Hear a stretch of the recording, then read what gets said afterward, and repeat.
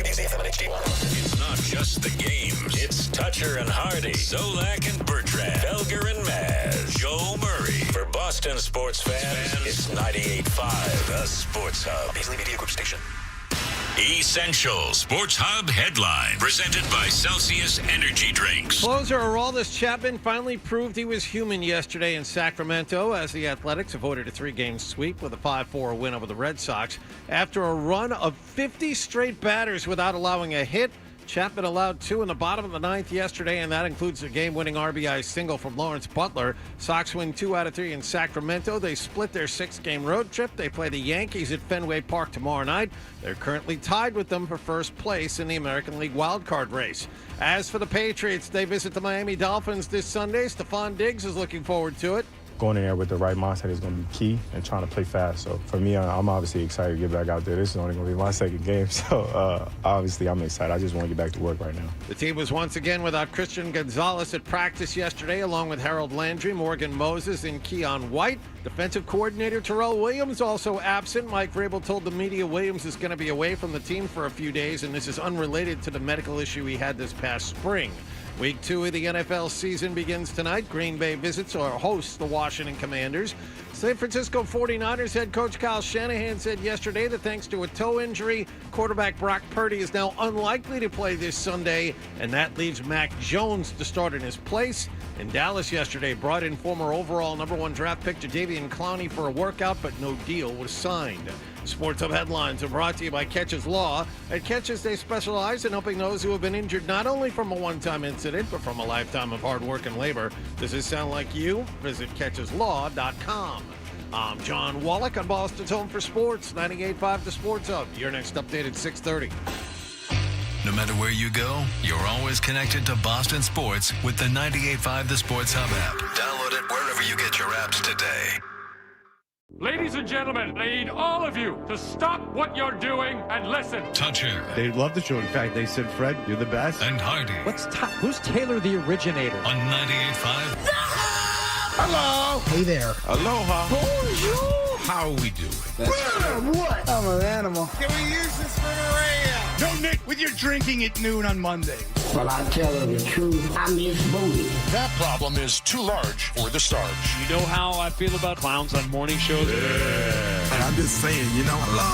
Toucher and Hardy. Watch Daddy and Uncle Freddie. Knocking back 25 glasses of soda. Having some fun. On 98.5 The Sports Hub. Let's go.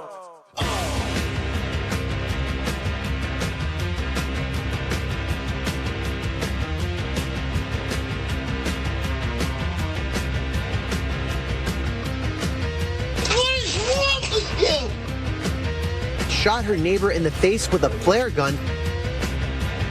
We don't know the reasons why.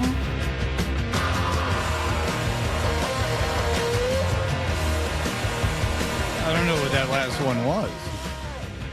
That was the woman from the West Babylon retirement community who said, I don't know what happened. I don't know these people. And I don't know why I'm on the news right now talking about it, since I don't know what happened. Thank you for including me in this news package. Makes sense. All right. Good morning, everybody. Good morning. We are Toucher and Hardy. We are in the Town Fair Tire Studios. As always, 617-779-0985. You can watch us on YouTube, as always. And if you're listening to us in podcast form after 10 a.m., you can watch us on YouTube. I guess the podcast cut off very quickly in the 4 o'clock hour. Some say too quickly. Some say with sabotage. But we have our best people on it to sabotage people to see if there is a mole inside the building sabotaging the podcast. Now, I heard that from one person. So it has to be true. All right, big show today. Our friend Dave Richard is on. Phil Perry is on. A lot of football talk today as football starts again with a game I'm not wild about. It's Washington, Green Bay, and that should be like a game that you want to watch. I don't like Thursday night football. Has anyone adjusted to Thursday night football? No, as you mentioned it, I'm like, what the hell is he talking about? What do you mean football is starting again? It's not starting for 3 more. Oh, that's right. We have a game tonight. Thursday nights are always so unpredictable, and players will tell you this. Players need extra time to recover, and they don't, especially later in the season, don't feel like themselves until late Thursday, early Friday after all the punishment they've taken. But, it's usually sloppier football. Those people who bet on it have to look at the lines, again, because the lines don't always hold up. Thursday's the most unpredictable games of the week. I think part of this is where the NFL is screwing up and where they're going to push themselves to the point of saturation, where part of what makes it great and part of what makes anything cool is the lead up to it. It's the countdown to Christmas. It's the Advent calendar. If you just get it right away, then you don't value it as much. It's a whole thing. Sunday you wake up and there's that 4-hour run up. Okay, football kickoffs at 1 o'clock. But it's the days leading up to it. We're still talking about, the weekend games and the Monday night game. It's like, oh, you got another one tonight. Well, the chase is better than the kill. Let me think about this for another couple of days. You need to miss the product a little bit in order to enjoy it. And that's what we were talking. We've talked about this, Fred, at length about the NFL is trying to extend their off-season schedule, sideways, and trying to extend the Super Bowl to Valentine's Day, and just trying to lengthen its calendar so that there's football almost every day all year. And my counter to that is you have to be away from it. It has to go away for about 3 months for you to really get excited again. Yeah, that's short-term growth solutions. Now, when you mentioned, like, the play is different, it's bad for the players, that's all true, but I meant it in more a selfish way that I just don't like Thursday night. Like, for instance, the Jets come to New England on a Thursday night. That sucks. You probably don't know that because why would you look ahead to that game? I did because Milo and I wanted to go to the Patriots-Jets game. I mean, I'm not going to go to a Thursday night football game. He drives an hour to school. I'm not going to for him than me. I mean, I can get up and get through the show, but I mean, I get to leave on a Friday right after the show. He had school. He's at school. He didn't get back till 8 o'clock at night. I mean, I don't want him driving around after like 2 hours of sleep. Now he'll watch the game with me. He'll stay at my house that night and watch the game. Make a little popcorn. Only you could take a wholesome moment with a man and his son. I'm trying and turn it into some kind of glib piece of garbage joke. You son of a bitch. Peanuts. You like nuts? A bowl of nuts? You think I let my kids have peanuts? They could be allergic. You have a nutcracker? Never were they allowed peanuts. I wanted to ensure they had a peanut allergy. Did your parents have a bowl of walnuts in a nutcracker? I did this once when I was trying to come up with content for my weekend shows on satellite. I said, what is something that we all had in our homes? Because I'm always doing it to a Gen X audience. Sure. That that kids today would not know. And my example was the bowl of nuts with the nutcracker. People lost their minds. They're like, holy crap, I thought we were the only ones. I'm like, did you ever go to a friend's house? We all had them. I just thought of it when you said peanuts, is that we really had, I think you had to. Now, you're Jewish, so I don't know if this was in Jewish. My grandmother had This them. seems very goyish. No, my saying. grandmother had them when I was a kid. No. The decorative nut bowl seems goyish. Doesn't it? Doesn't that seem like a little goyish? It's like tacky. Because 80s, at least where I grew up, which was extraordinarily prominently Jewish, it was more of a Miami Vice feel in Jewish households. You'll agree with the porcelain masks and things. We've been over this before. Yes. Like there was a store, Marmel, in Farmington Hills, where all the girls and their moms shopped, and they would buy porcelain masks. It was so funny because when I went to my ex-wife's house for the first time in like the mid 2000s, she had been divorced and her husband, her ex-husband had moved out. So she'd kind of kept the house as it is. And when I first went into Stephanie's bedroom, it was still set up with like those porcelain masks. And I started dying. I'm like, oh, this is like my first elementary school girlfriend's bedroom. Like, it's the exact same thing with the porcelain mass. Is that not a goyish thing? Was that something that was all? Well, you had a bunch of goyish friends, so you wouldn't know. Yes. Yeah. But just to illustrate the difference, so you had the bowl of nuts at your house. Yeah. I had the bowl of nuts at my house. Yeah. 12?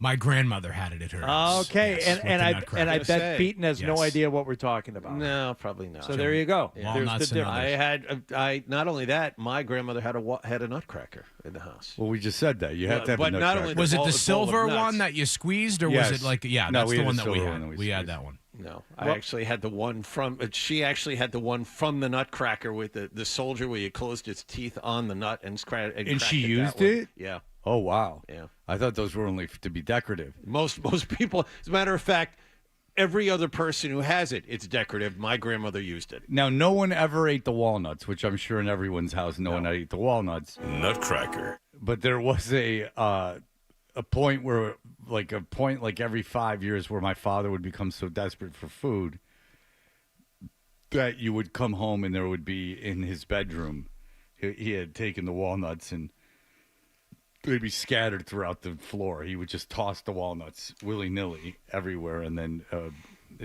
poo in the bed. What? Yeah. I'm showing Fred a picture of the silver nutcracker, and then there were the two. They almost look like dental instruments they'd use to kind of like extract the real Right. meat of the nut Right. out of the The shell. little hook almost. Yes. A scraper, yeah. Where would one buy whole walnuts now? You used to Whole be able to Foods? get them at the grocery store, like in the day, like you know the section of the grocery store where there's like the deli counter and then there's the fruits and vegetables and all that. Back in the day, that's like a Stop and Shop. That section of the back grocery in the store day, I would have meant nuts now. and things like that. But that's what I'm saying is I don't think that exists anymore. I'm guessing either still in that section or maybe in the baked goods aisle. You No, could I don't probably think they find sell whole nuts. full walnuts anymore. In fact, Yeah, there's you just can't buy them. They're eradicated from the planet. Okay, Nicholas at a is saying grocery that. store. Yeah. Nicholas is saying that Market Basket still has that section. yeah, Like you yeah. can still get the whole nuts at That's Market right. Basket. He Well, now knows all that they about got it. that son of a bitch out of there, I still don't know who any of these people are or why it's. I've never top been of the inside news of- He was the cycle CEO, every but he got day. kicked out. You know, I have no idea. I've never been inside a Market Basket, and I have no idea why it's like big news. Like, who cares? It's such a story. Yeah, I know. don't Like, know who why. cares? Well, Don't it's know why. okay. So I don't shop there either, but I know a lot of people that do. And the draw of Market Basket is it's the least expensive. Okay. Can I grocery stop you store. right there? Go ahead. I understand people go to Market Basket. I don't know why anyone cares about the family of owners. family of Because owners. apparently this guy that they ousted is like the reason that prices stay low and employees get paid well. And that's why they wanted him out. Arthur because, T. DeMoulis is his name. Right. They want to raise the prices and they want to, have a little bit more control. over And this what is the getting employees people get paid. crazy that Yes. the grocery store chain's going to raise prices. Apparently, yeah. People are very upset about it. I have a feeling people will adjust. That seems like a very, very, very petty problem to get into the news story about. I don't know, man. Like if you're shopping at Market Basket because that's where you can go and afford to buy your groceries, and I then understand you learn that. that's going to change. That affects your bottom line. and can Understand have that. a big effect on it. Well, yes, it could have an effect on you, of course. I am saying, though, I don't know if that would get me into the drama of the succession plan of Market Basket to the point That's fair. where it should lead the news. Yeah, if they're raising prices, that obviously would annoy me and in some cases scare me because, I'm not under the illusion that, people in Newton Food Pantry, people in Newton, believe me, the Episcopal Church, people pick up stuff at elementary school in Newton. They have bag lunches for kids. Like, I've been in the library, they get bag lunches for kids. There's not even people who can't afford Market Basket. I understand there's people everywhere that can't afford food. I know what you're doing. What's hey, Fred. Watch this everyman question. What's a gallon of milk cost these days? Oh, you know what a gallon of milk costs? What do you just read the signs? Yeah, I got a general sense of the last time I bought a I gallon can tell of you milk. how much cat food and dog food costs because you know why? How much does a gallon of milk cost? $3.49. No, God, no. You're not finding milk for $3.49 a gallon. $5.49. Yeah, Oh wow, I was off by a lot. you were. Well, for me, the $2 fortunately is not that big a deal. For a lot of people, To it wit. is. No kidding, Adam. Yeah. Saying a little empathy goes a long way. Is all I'm saying. What? Wait a second. but- How did this become non-empathetic? Empathetic. He asked me what milk was. Yeah. There was a $2 difference. I said, fortunately for me, that doesn't matter. Now you're saying I'm not empathetic because of the milk thing. Right. No. But Why should I be empathetic about that? Why should I know what milk costs? Because the response shouldn't be, well, that doesn't affect me. The response should be, wow, These that are could two different stories. Affect some people. You guys, you are such a commie that you Yes. can't even get out of your own way. Yes. You want to be loved for your commie takes. I don't want to be loved so for much. it. I just that's who I am. You are turning two different. Unapologetically. You are turning one thing, and then this is What? This is gaslighting. Oh, this is what this is? Yes. All I said was, regardless, I don't know why you would care about this, like that much about the succession plan and market basket. First of all, agreeing with Hardy. Then it turns into let's S on Fred. And yeah, that's about right. And then so he gaslights me with the gallon of milk thing, which has nothing to do I exposed you. with Go ahead. with the succession that's plan and completely market different. basket. Yeah. And then this dickhead, when I go, oh, the $2 fortunately doesn't matter to me when it comes to me buying milk. I've told you I've never been in a market basket. I didn't say the price. The price of eggs might have decided the election in some ways. Groceries is really like a huge voting point. Like the price of groceries is like it's a really basic thing.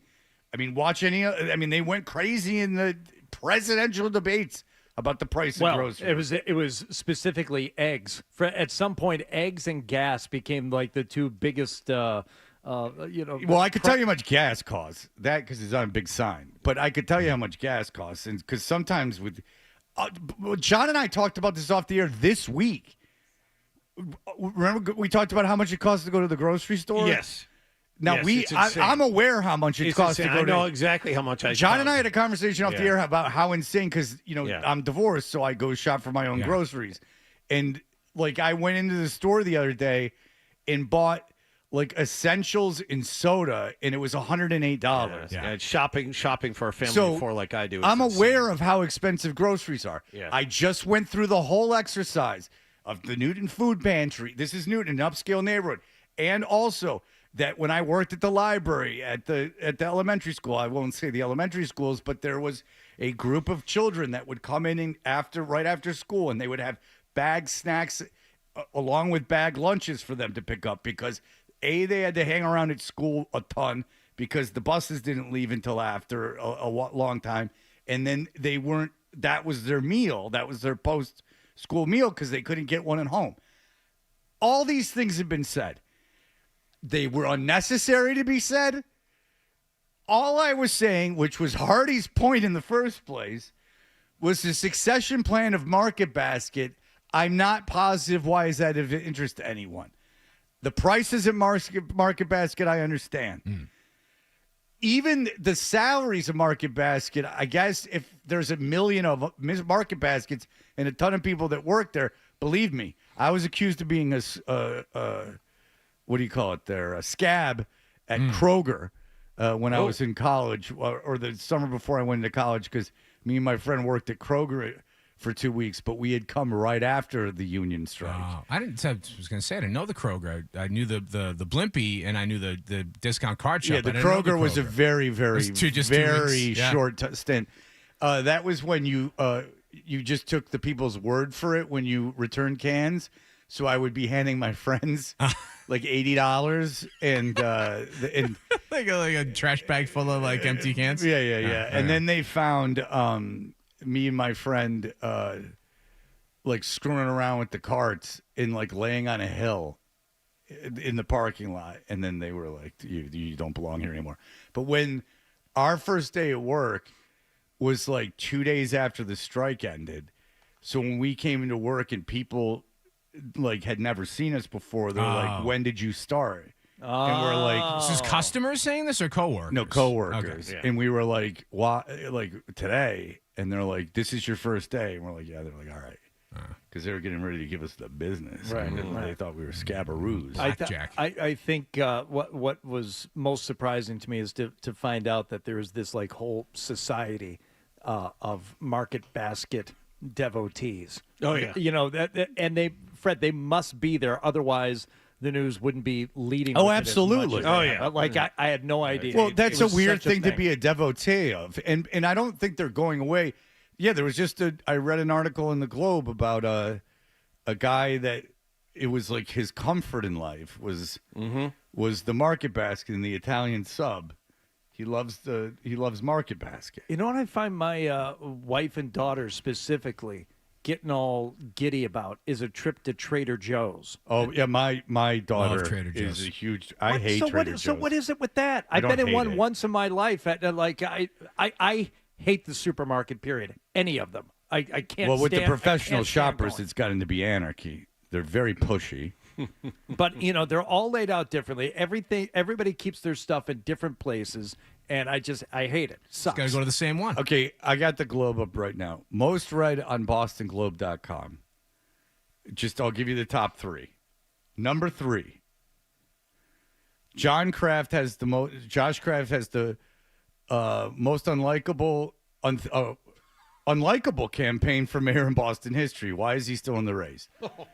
Number 2, conservative activist Charlie Kirk fatally shot at Utah University, shooter still at large. Number 1, Oh, come on. a beloved grocery chain, a family rift, and a board vote inside the firing of Market Basket CEO. So arguably the most important political position in the Commonwealth is CEO of Market Basket. I was going to say no. Oh, all right. is less important by 2 stories than the Market Basket. Well, the Charlie Kirk story was who I didn't even know who he was because I'm such an idiot before this whole thing happened.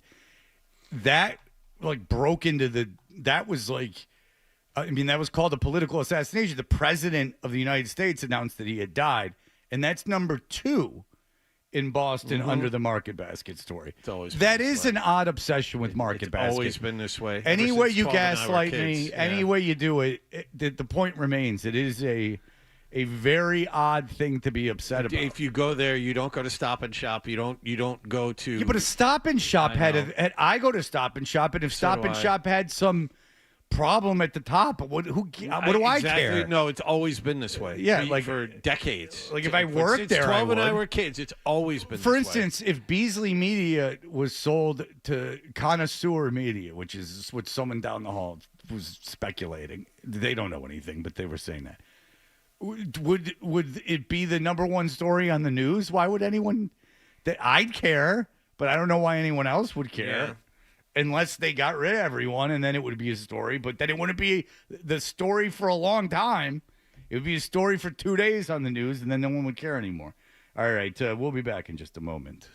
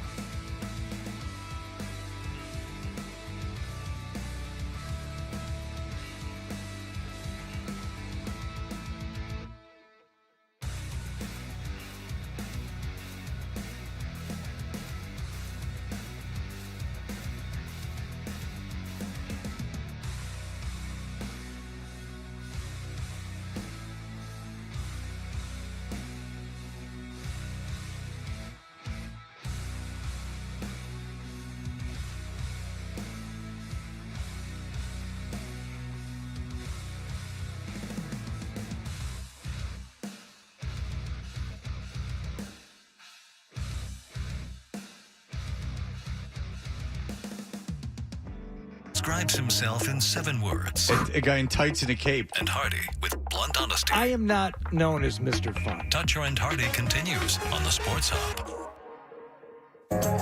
Did you catch the game last night?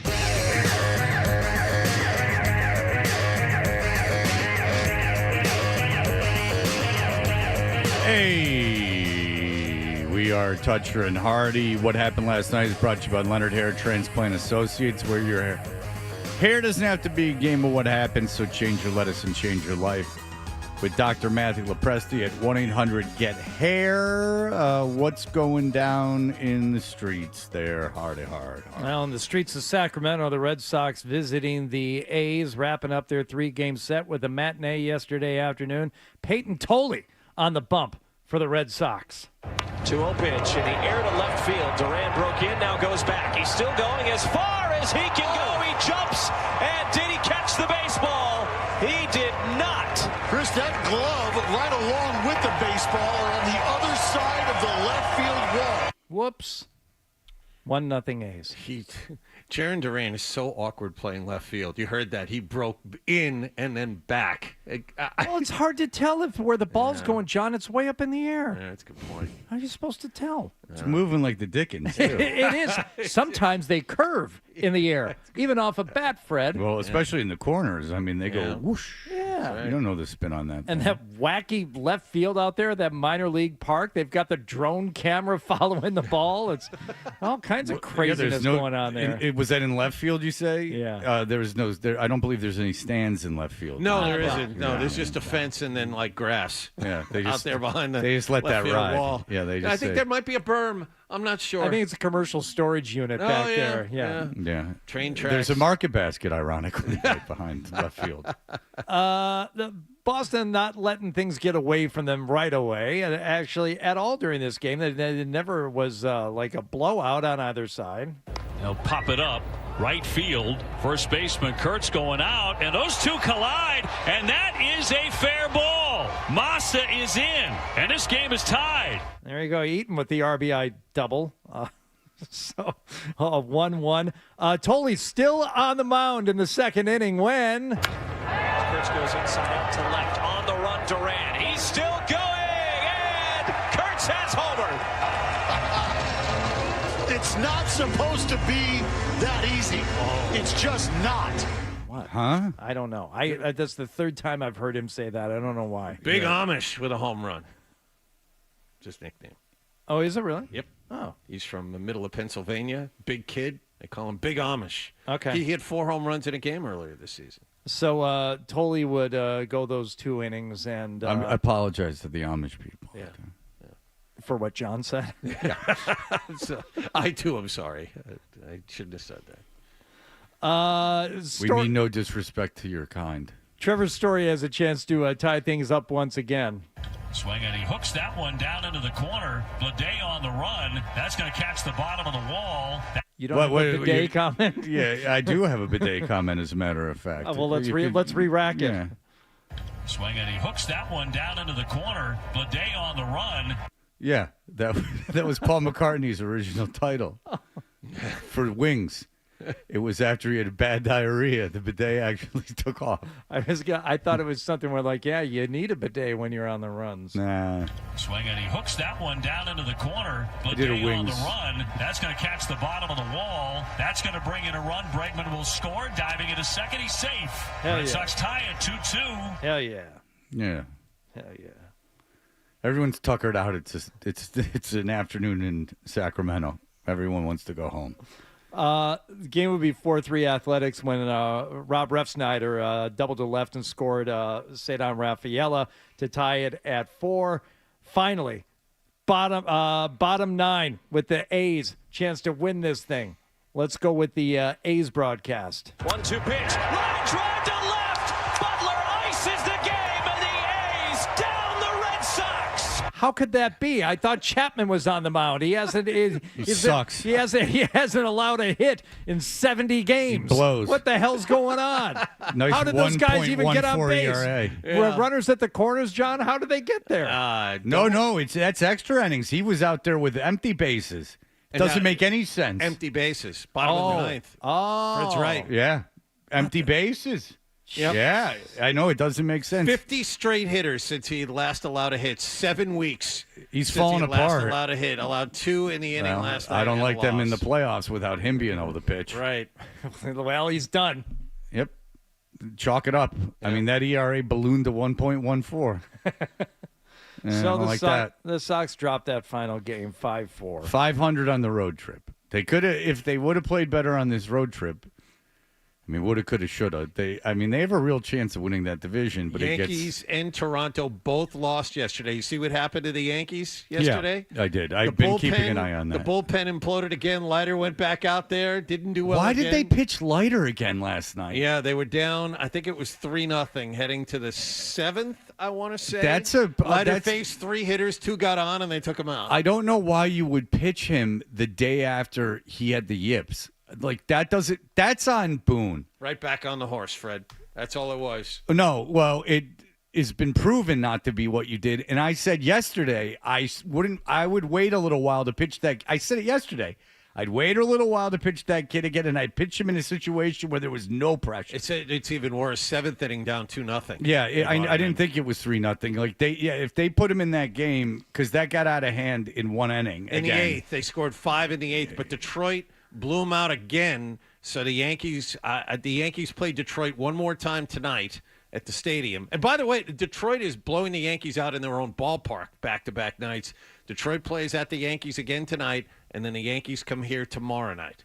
So the Red Sox will either be a half a game behind or a half a game ahead of the Yankees for the top wild card spot. So I heard Maz say this. If you are the Red Sox, and you're obviously in the playoffs at the going into the Tiger series, do you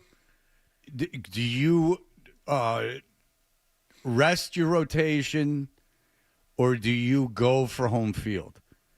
Like, if it becomes a situation where you would have to pitch Crochet, you would have to pitch Bayo, you would have to pitch Giolito, do you pitch those guys, or do you rest them? You rest a rotation. Yes, I agree. You rest a rotation because, as we've talked about more than once, all 3 of those pitchers, Giolito is pitching way out of his mind considering he's coming off a major arm surgery.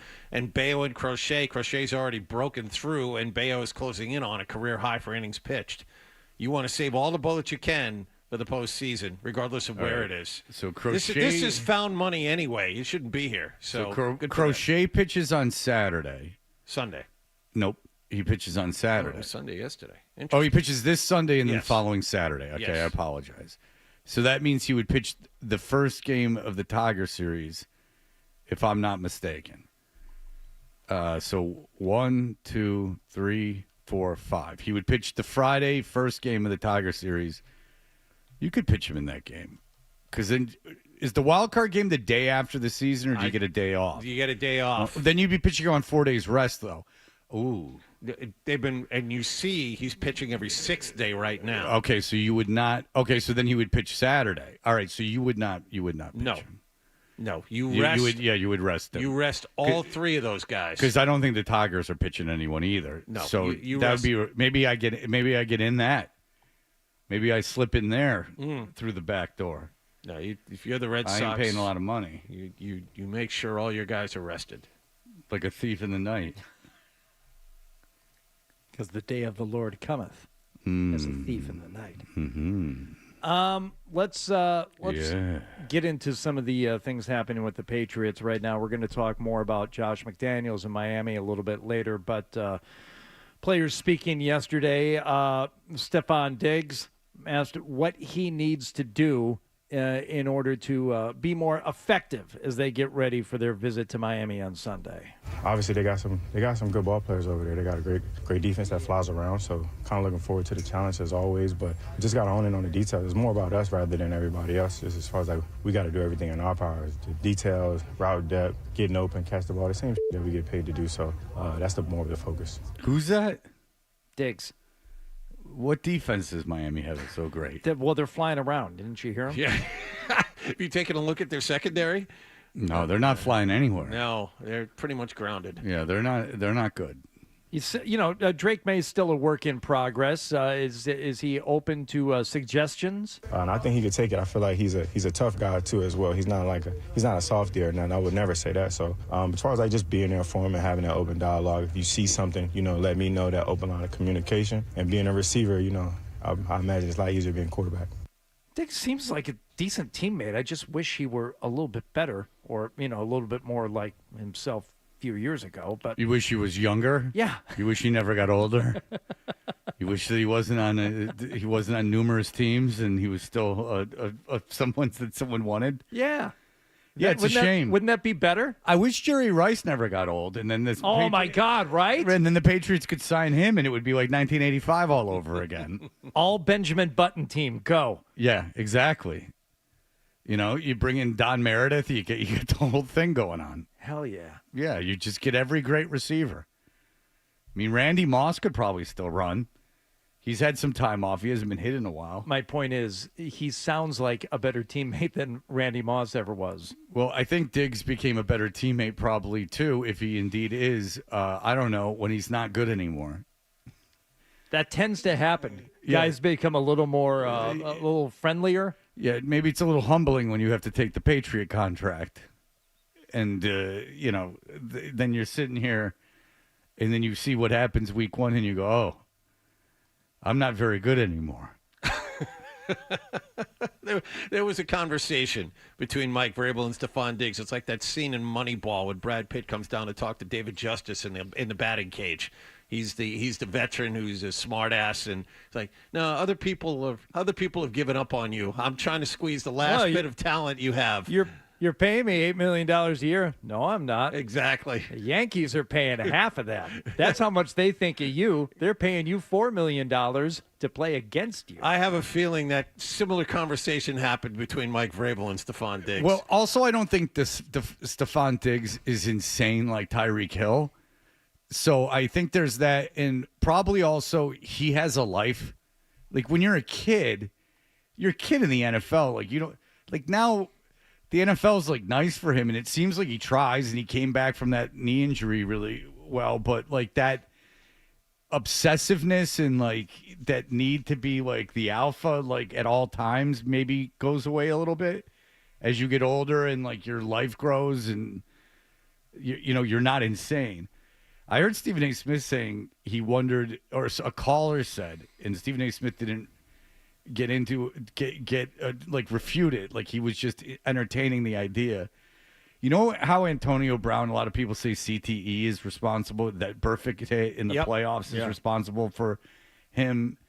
If that's like the deal with Tyreek Hill. Now, Tyreek Hill, though, has always had problems. He had problems in college, but so did Antonio Brown. I don't know. Brown was...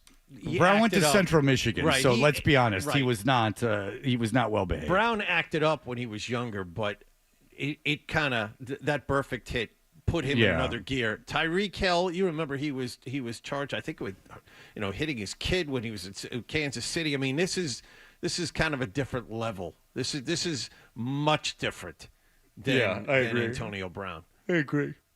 Oh boy, you all right? That's unnecessary. All right, we'll. You know what my dad does in the car? Yeah. Sucks his teeth. Really?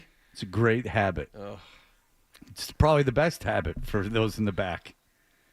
When I got to drive everywhere we went, I sat in the middle of the back seat because my kids can't sit next to each other.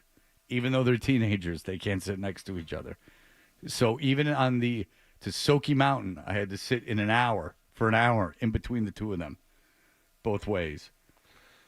Boy. That is the upset of the century, that not only would you do that, but you like it there. You like water parks. I mean, I wouldn't have gone if it was up to me, but my kids wanted to go. You've said that you liked it, that you like Soaky Mountain and you like water parks. I don't mind it. Like I don't, when we're there, I'm not like, this is miserable. But if, like, you and I went to Tennessee, I wouldn't be like, let's go to Soaky Mountain. Well, that would be odd. Yeah. So, again, I don't know what you're not understanding. There are places you go with your kids that are miserable, And then there's places you go to your kids where you're like, fine. this is okay. I believe I would be miserable at Soaky Mountain. I'm not. I would be miserable at Six Flags. Oh, I'd go to Six Flags over Soaky Mountain any day. Now, 99% of people would, but I don't like roller coasters, so I wouldn't go on the roller coasters. Get some fried dough. Yeah, but then the stomach thing, and plus I'm ripped, and your gout. Yeah, my gout and my diabetes. And my gargantuan morbid obesity. These are all things that would be affected.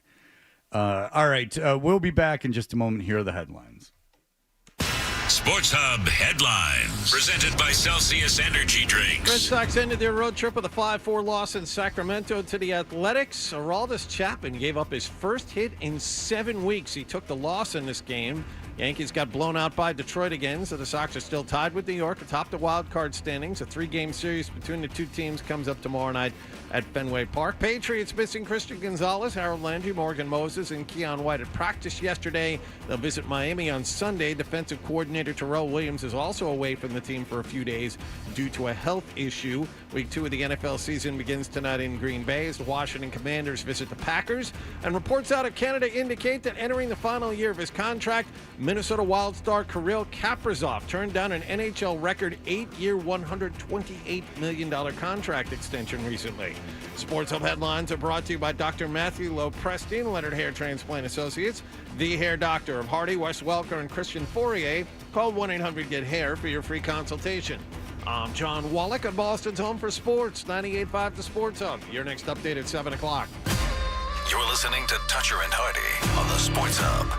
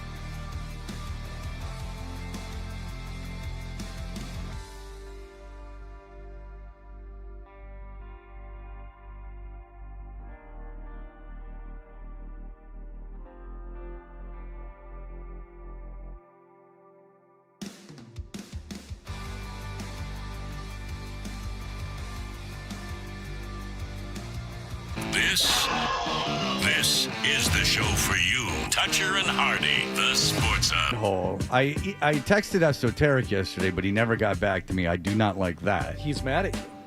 Most likely, I just like the texted him Drop last Kick week. Murphy. He was a day or two late and texted me back. Maybe he's busy right now. Because I'll watch these. This is not the point I was going to make, but I'll watch these before I take a nap. I'll watch some of these like rap videos on YouTube, and like oftentimes they will, as a side note, go while they were beefing with so and so. This rapper was beefing with Esoteric, and it's often a rapper I haven't heard of. So Esoteric obviously won. Yeah. Have you ever heard of a rapper called Cage?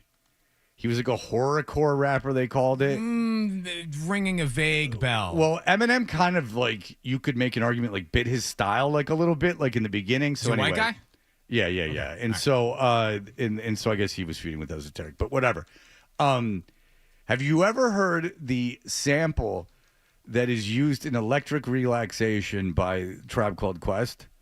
Yes. No, but like the real song? The original, yeah, like a while ago. Because I would go down those who sampled rabbit holes and be like, I love this song. And I'll like the jazz from the warmth of that, yeah. because they almost pitch it up kind of like the warmth, the original song.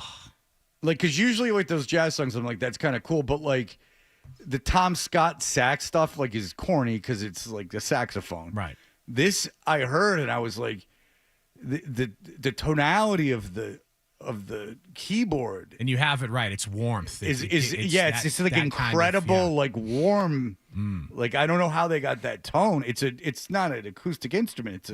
But the tonality of it, that was just between you and I would have forgotten to say it. All right, what else do we have? Kyle Shanahan updating us on his quarterback's injury and status. Any further sense about whether Brock will be able to play on Sunday? I think it's a long shot. Is it possible that Purdy's injury could be a multi-week thing? That's possible. And that's the toe more so than the shoulder. Yes.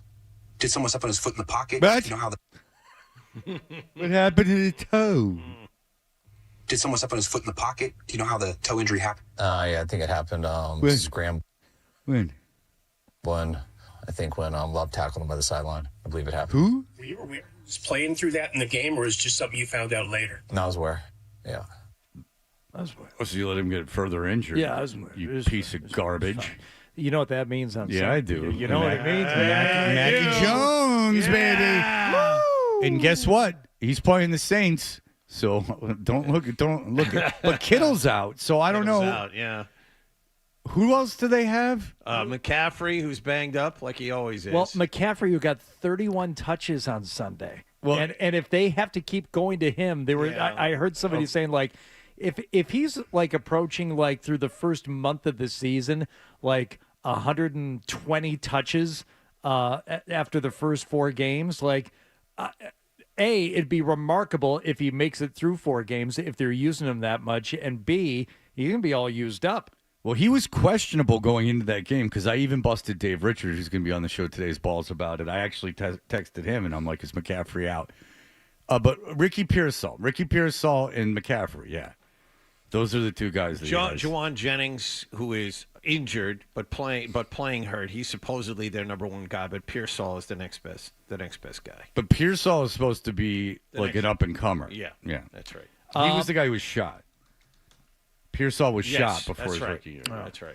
After the Ravens-Bills game on Sunday night, a couple of fans reached over the walls. The players are walking out. Yeah. They didn't do a whole lot. I thought a lot more was going to happen than what they did. Push the guy in the head as he walked by. So who was it before Lamar Jackson? Hopkins. Yes. Okay, and then Lamar Jackson was walking behind him, I believe. Yes. And Jackson actually pushed the guy back, like reached up, gave him what for. Lamar Jackson has apologized. Don't get me wrong. I didn't try to, it just happened. Like, I got pushed. I'm like, what? Thought I was like outside. I wasn't even thinking about me being out there on the field, but my apologies to that, whoever that was. I don't know who it was. My apologies to him. Like, just chill next time. Just, you can talk trash and stuff, but keep your hands to yourself. That's a good point. But they were like, they're banned from NFL games for the rest of their lives. And I was like, what did they do? And I'm like, this must be really bad. And they pushed Hopkins out. First of all, people jump in the stands and screw. Like, I mean, get out of here with the. You can't touch them, right? Like you can't. Like they're physically trying. They're going to fans in the stands. Like they're doing it like right next to the stands. So, like the Hopkins thing, the guy like touches his helmet, and then the Lamar Jackson thing, he like kind of like pushes his helmet. And then Jackson, rightfully so, I don't think he should get in trouble, pushes the guy back. That's his right.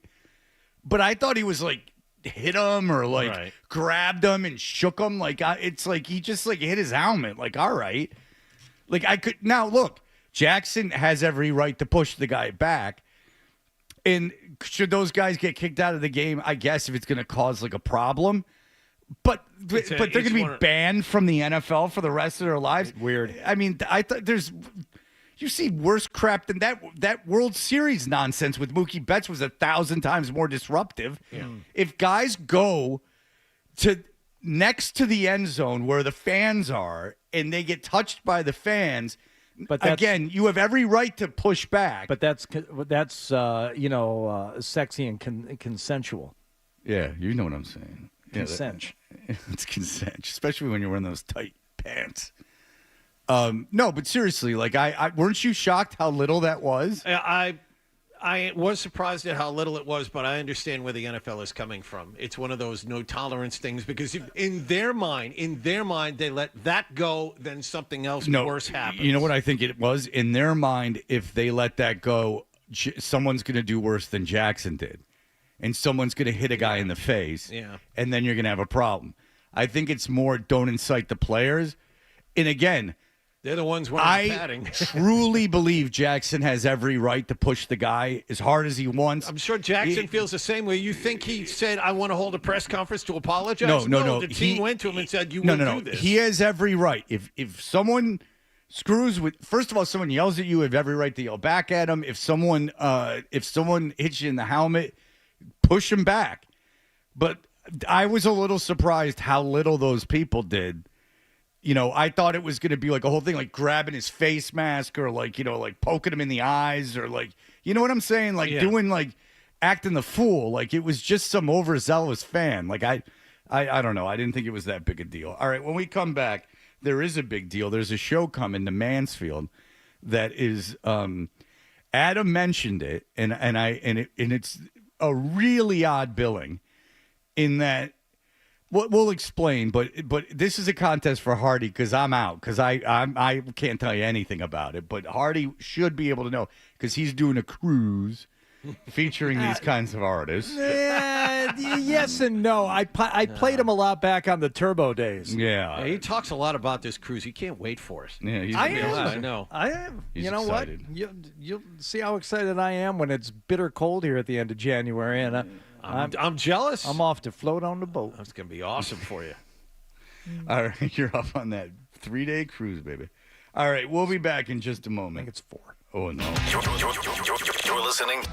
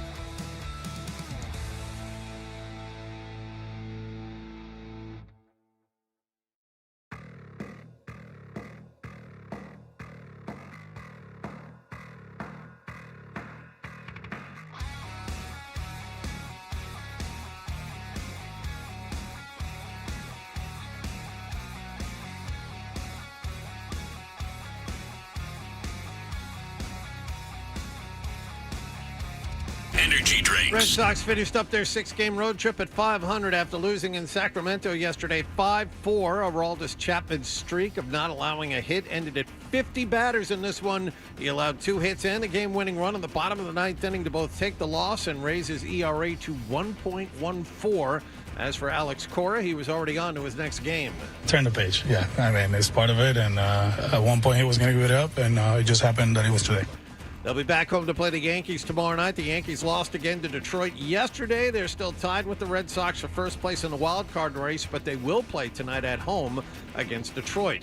Patriots are missing Christian Gonzalez, Harold Landry, Morgan Moses, and Keon White at practice yesterday. They visit Miami this Sunday. Defensive coordinator Terrell Williams will also be away from the team for a few days. This is apparently unrelated to the issue he had to deal with during the offseason. Week 2 of the NFL season begins tonight in Green Bay. The Washington Commanders visit the Packers. San Francisco 49ers head coach Kyle Shanahan said yesterday that thanks to a toe injury, quarterback Brock Purdy is now unlikely to play this Sunday against New Orleans, and that leaves Mac Jones to start in his place.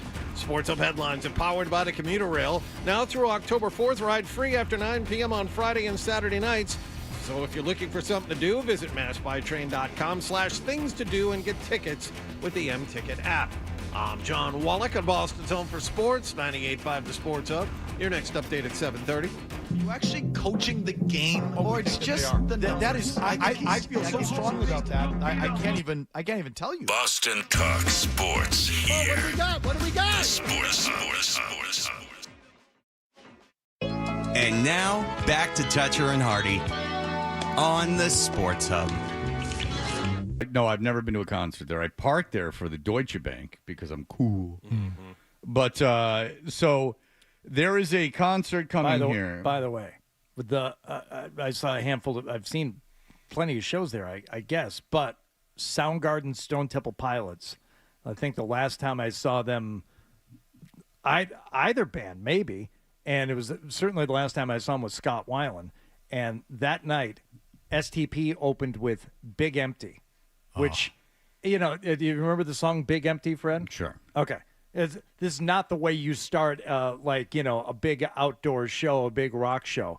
And when they started it off and Dean DeLeo's doing that slide guitar, it's almost like ballad-like at the beginning. Yeah. And it's like, how are they going to pull this off? They pulled it off. Yeah, it's just one of those, the tiny little things. You see these bands like over and over and over again. I don't know how many times we saw STP over the years. They're always, great live band, but that's an odd way to start the show. And it's one of the most memorable moments I saw them, and it was at that venue. So there. I wish I'd been at that show. Was that 2011? Was that like the King Animal tour for Soundgarden? I flirted with going to that show, but I just don't like going down there because it's so hard to get in and out of. But tonight, though, Fred. I mean, tonight's the night to go, right? Wow. Oh, yeah. A big show tonight. There is a show, and there is co-headliners. Maybe Soundgarden STP was co-headliners, too, but this is a co-headlining show. And who is it, Adam? It is Breaking Benjamin and 3 Days Grace. They are the co-headliners at the Xfinity Center in Mansfield tonight. Okay, so we all three of us, Adam, Hardy, and I, worked in alternative radio. I started in alternative radio in 99. They started. When did you start, Adam? I started in 1997. Okay, and you did you ever work at like an agro station? Yes, I did. The Edge. I mean, the Edge was an agro. Did you say agro station? Yeah. In Albuquerque? Yeah. That was an agro. It was when I was there. Dude. Okay, what were you playing when you were there? Extreme in Vegas was aggro. But the Edge, by the time you got to Extreme in Vegas in the early 2000s, the Edge had become that as well. We were playing Slipknot and Morning Drive. We were playing Mudvayne and Power Rotation. All right. Like Godsmack, all those rap rock new metal bands. Okay, because I never worked at like a station that full on pivoted. No, 99X pivoted to its own detriment towards rap rock, which kind of put it where it is now, which is as really nothing. But that in the sale to Cumulus, when I met John Dickey and I realized he was a fool, and I took off. I'm still on the radio, and 99X barely is. It's not even on the same signal. It's on some like college signal, so it's not. I mean, am I partially responsible? Some very smart minds say yes. Some of the people. best radio minds say that. Some say I'm the best. Some of the most brilliant programs. It's not me who's saying it. I that's never what I'm draw. hearing. I never draw. All right. So the thing is this, is that these are two bands that you go, wow, that's a venue that holds a good deal of people. Breaking Benjamin and 3 Days Grace. Now, you're not doing any work here on Google? No, all I did was I wanted to see where each band was from. So I will close my browser because windows right I'm now. not positive I've heard a song by either of these bands, but I do know the band's names, which is why it's so interesting to me. Because if it was just an exercise in two bands that no one knows, then you would just be like, oh, okay, no one knows them. But this is a show where if Nick didn't live so far away, not to make fun of people, but out of genuine curiosity, I'd be like, I just wanted Nick to go, why are you here? Yeah. Like, what brought you here? Right. Because these are two bands that I know got played on the radio, and if I played them, I don't remember. But I have heard of both bands. We did play them briefly at WBCN, both Now, bands. was I in mornings at the time, or was I in afternoons? Because we didn't play music in the morning. Afternoons. Whatever. Although you guys only played like 4 songs an hour, and half of them were Red Hot Chili Pepper songs, so maybe you didn't play either. These were in like light rotation. And we played like Big Balls. Yeah. Which I always thought was odd that BCN was playing Big Balls. Seafood cocktails. And I like AC/DC. Never understood Big Balls. All right, so what is the exercise? Because me playing is of no use. Yeah. 3DG or BB. Yes. 3 Days Grace or Breaking Benjamin. So what are you going to do, 12? I'm going to play. Well, first, we're going to take you back to your Turbo days, and I'm just going to play you a short clip of the intro of the song. Now, is that 3 Days Grace or Breaking Benjamin? What the hell? All right, I'll give. No. I'm going to tell you right now, that is Canadian. That is 3 Days Grace. That is 3 Days Grace. Give yourself. How were you able to do that? This is this guy, man. I'm telling you, there's another 3 Days Grace song, or is this a song by Breaking Benjamin? Oh, that's Breaking Benjamin. Incorrect. That is 3 Days Grace. All right. So you know how like you'll see like identical twins, and they'll sometimes like they'll switch dates or something? Yes. Do you think 3 Days Grace ever goes up as Breaking Benjamin and Breaking Benjamin goes up as 3 Days Grace? Layer one song above the other. We did that with, many people have done that with Nickelback, but I remember doing that with Nickelback back in the BCN days of taking 3 Nickelback songs and layering them on top of each other and not being able to. Yeah, we get all over New Country for being formulaic, but a lot could be said for these rock bands that came out late 90s through about 2010. But you know what? This is on them too, because there's no way these guys made a ton of money. Like, there is. At what point do you go like, all right, everyone, slow down? Like, I'm not doing, because I don't think these bands originally sounded like this. Certainly, the way they were produced, like you have to be cajoled into that. And at a certain point, maybe you're just like, I'm better off waiting for a while before I just throw it all away to sound identical to all these other bands in a desperate attempt to get played on the radio. Do they really sound identical, though? It's a little different, right? Or is it? Is that Breaking Benjamin, or is it? That's 100% Breaking Benjamin. That is Breaking Benjamin, or rather, comparison. They all kind of look like Linkin Park, where they're like a lot of the guy. Like one guy will have like a number 2 buzz, and like another guy will have like spiky hair, and one guy will have his hair grown out a little bit. So it's almost like a new metal take on boy bands, where like they all look uniform, all dressed in black, but they've got a signifying look to them individually to make you tease each member out a little bit. Yeah, I played these bands so many times over the years. When I guess some at BCN, some at Extreme Radio, and then a lot on Turbo and Satellite. And all members of both bands could walk in the studio right now, and I wouldn't be able to identify one of them. Well, and it's kind of a self-fulfilling prophecy. Like you're taking the band that you started and making it so formulaic, look-wise, sound-wise. You're just bending to the whim of what people tell you. There's a certain point where the ends don't justify the means. Did you play this one, Hardy? You've ramped that one up. Who is it? Is it 3 Days Grace or Breaking Benjamin? See if you can hit the post. It's not. I don't have the full intro. Sorry. And it's not diarrhea. Diarrhea? Mm-hmm.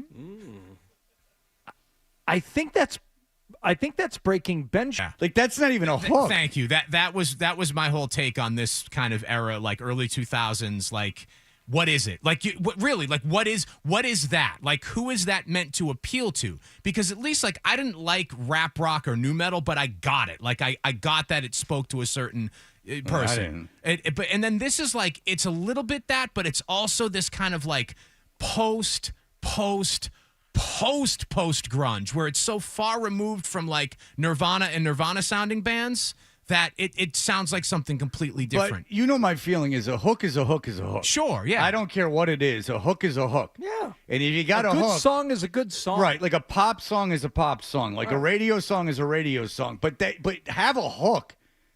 I hate everything about you. Like that's not a hook. Do I still love you? Oh, he hates her, but he loves her. That's right. Well, we just did the hook. Yeah. You're whining about there not being a hook, and you just sang the hook, dummy. He hates her, but he loves her. Yeah. Huh. Yeah. It's complicated. Wow. It's called yin and yang, dopey. I really I've wish never heard it. Wait, you can hate someone. I've hated and loved before. This speaks to me. They're brilliant. I'll give you one more. I'm Breaking Benjamin. Right, because it sounds like we played that one already. Get back. Wait, go back. Because I want to know if it's okay. So here's what I think it's about: his high school magic act. So right now he's getting the cards out. Yes, and he's no. He's getting the cards out, and now first trick begins. Oh, you're not playing the part. Oh, sorry. I only have. Oh, yeah. All right, go back. Do it again. All right. Go back again. All right. So he brings out the hat. He raises his hand above the top hat. All right. Yes. Give me a little more. Go. Keep going. He reaches in. And then he looks at the kids. Yeah. The bunny. Yeah, that's right. It seems like written for Chris Angel. You like that? It does. This is on the Mind Freak soundtrack. Oh yeah. Wasn't I mean, Chris Angel fronted a band too, and he would have been right. He could have opened for these two tonight. Even Chris Angel, who's had tremendous success, so God bless him. Yeah. Like people love Chris Angel, and again, if you're loved to that degree, good for you. He's a magician. He's not going to be cool. He would admit to you, he was in a band in Long Island that got some kind of financial backing from someone, and they created a promotional video. This is in the 80s. They were a sort of metal-y band where magic was incorporated. So it's a stage show with lighting and everything. There's no audience. And he's singing, but then he'll stop singing and like do a quick magic trick and then get back to singing again. Like they were incorporating magic into like bad music. Did I tell you this? I know I told you about the Diamond Sisters when I was We love that story. Yeah. But one of the other illusionists that I used to work for occasionally was a guy named Franz Harari. Okay. Of course. I'm sorry if I'm telling you things you already know. And he still tours mostly in Asia, where he's very big in Japan. Okay, and he got jobs working for the Jacksons on their Victory Tour, LL Cool J, Alice Cooper. All these guys wanted magic, like big illusions incorporated into their show. Like I think LL appeared magically out of the boombox. Michael Jackson, there's an old National Enquirer photo of Franz levitating Michael Jackson, and the story was he's become obsessed with the occult. No, there was a time in the 80s when a bunch of these bands wanted to have like some kind of illusion element to their show, and Franz was the go-to guy. Yeah. I mean, Run DMC were very famous for separating two rings. No, that's prestidigitation. We're talking about large-scale illusion. The Ghetto Boys, I saw them one time, and it was on the Mind of a Lunatic tour, and they were playing Gangster Love, where they've never been played by a hoe. And Scarface had you pick a card. It was unbelievable, like during it. Yeah. Willie D came out. And they sawed Bushwick Bill in half. They did it right there. Willie D produced flowers from a seemingly normal stick. Maybe he did, but that's not what I'm talking about. I'm talking about the illusion work of Franz Harari and the major artists that he worked for in the 80s. I remember the early Agnostic Front were big fans of the Big Reveal. Those matinee shows at CBGB's were notorious for their incorporation of illusion. Just something to think about. Well, let's let 3 Days Grace or Breaking Benjamin play us out. So people like him. So I mean, it's corny and like whatever, but it works. He's probably making as much as 99.5% of famous people. Well, so like, good for him. You said it earlier with the music, like a hook is a hook and a song is a song. A good show is a good show. Exactly. I don't care if you're jumping a motorcycle or you're sawing a woman in half. Is it a good show? Hell yeah. It's a great show. Like, I mean, it's super corny, but like it's magic, but that's kind of like what you go for. So I don't mean to dismiss all of it, but that is a funny show. 3 Days Grace for Breaking Benjamin. It's not even that it's bad necessarily. It's just that they're known but unknown. Like it's a very strange double billing of I just don't know why you would still be into it. Like I can get like you were like Ryan said, you're 12. Yeah. I Hate Everything About You comes out. You're like, it's not the original I Hate Everything About You. It's not Ugly Kid Joe. It's not Ugly Kid Joe's Everything I Hate About You, which was fantastic. More of our era as children. But I can see, but I don't know why now at like 32 you would be like, this is what I still want. I need to see this live on a Friday night. This is how I want to spend my time. All right, we will be right back. Miami is in a bit of disarray, the Dolphins, and we have audio of what's going on over there. The Patriots really should win this game on Sunday. I really, really swear to you, I hope they do. As much as I don't care for the franchise, I do for our own benefits and the people that I like very much and love. If they lose this one, God forbid they lose by like 14 or 21 points. No, Jesus. If they lose at all, John, it's not good. So we will be back in just a moment. More Toucher and Hardy next on the Sports Hub.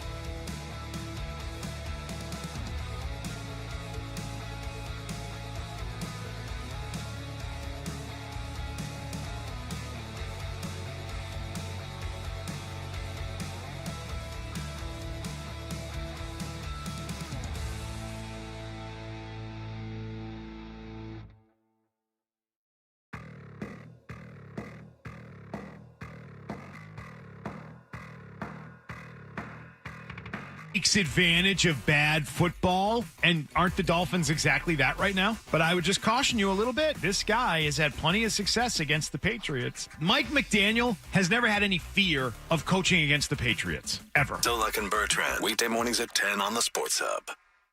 It's called rising and grinding. Start your Got your finger on the pulse, Fred. Seldom right and never wrong. Right here. Is that Toucher or is that Hardy? I know, looks like a poodle. It's an effing poodle, dumbass. The Sports Hub. You know, I think I kind of echoed. He as always has got some domestic dispute situation going on. That's sort of even besides the point. Tua looked terrible. The reaction from the fan base was, get him out of here. He can't play quarterback. They made every move they made in the offseason seemed to be like just tanking this season.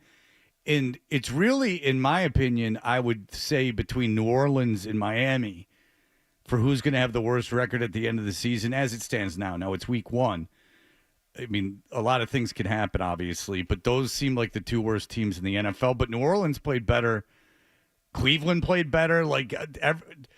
Miami might have looked the worst of any team in week 1. Yeah, Miami during the offseason, I was reading about this last night. Miami apparently had a bunch of guys in the locker room they didn't like, and the culture was lacking because those guys were there, so they let all those guys go, but that was a significant talent drain. They didn't necessarily replace the talent. They brought in guys that were more harmonious with their their locker room, and it has cost them that and a lot of injuries in the secondary. And Tyreek Hill's an explosive talent, obviously, and we talked to Alex Barth about where he could go because it's an interesting exercise. Like if Miami probably wants to get rid of him. At this point, sure. And so the team that Alex could think of that would take him is now that the Jets have already gone through these machinations last year. But, I mean, let's not compare Devontae Adams to Tyreek Hill. Devontae Adams is a good guy. He just plays for a lot of teams. The Kansas City was the team that he could think that would take a chance on him. But then what's the fun exercise? This is just an illustration of how bad things are there. Like, you have to give something up for him. So, like, do you swap 7th-round picks? Like, what do you do at that point? Because you're not giving up anything Take this of salary. any value. Like, like I'm doing you a favor by taking him off your hands. Like a conditional 6th for Tyreek Hill in the 7th. Would be something like that. Days, it would be something like that, which is crazy because Tyreek Hill is an electric talent on a football field. 2 years ago, what, 1,700 yards receiving? Something like that? Yeah, and he's not slow. He hasn't slowed down. If he has slowed down, he's still the top 3 fastest guys in the NFL. So it's a real crap show over there, Hardy. Turn on your mic. Sorry. Jackass. Why don't you? I thought you had control of the board over there, Johnny Board Guy. They keep taking it away piece by piece. Yes, that's how they do it. That's how they do it. First they come for the mic buttons. No, at first they came for the things that control the computers. The mic buttons are the last things. Well, they didn't want us going live with internet audio anymore. I don't know what they think I'm going to do. I would have done it by now. There's 1,000 reasons for them to take that board away from you, but mostly it's for the reasons they can't think of. Okay. Don't you think I would have done it by now? It would have happened by now? You kind of did do it a couple of times. What, on the board? Not just being on the air. Oh, yeah. A couple times, but it's happened. Yeah. The worst case scenario, well, they've seen it. You mentioned the Tyreek Hill situation. He's always got something going on. Most recently, his estranged wife. Yeah, all I want to say is that, I don't want to get in the habit of just saying someone's guilty of a civil charge because a lot of times they're not, but whatever. Tyreek Hill doesn't seem like a good guy. Regardless of the case, no one else on the team, I don't believe, has domestic charges coming up. So, you got it. No one on the Patriots does at this moment, I don't believe. The bigger problem with Tyreek Hill on this team is you remember after last season, he kind of spoke in code about wanting to leave. No, he didn't speak in code about wanting to leave. He said he wanted to leave, and then Tua said it was going to take a while for us to forgive him. Right. And to get back in our good graces. So you fast forward to Sunday, and he's on the sideline screaming and yelling and carrying on.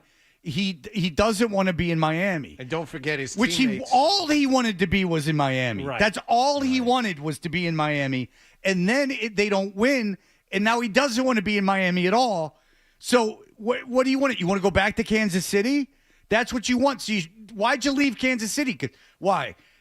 This is exactly why. I like Florida. Okay, now you're in Florida. Everything you like about Florida is still there. You just don't. You want it every way you want it. You want Miami to be Kansas City. Well, no, the Chiefs are in Kansas City. Mahomes is in Kansas City.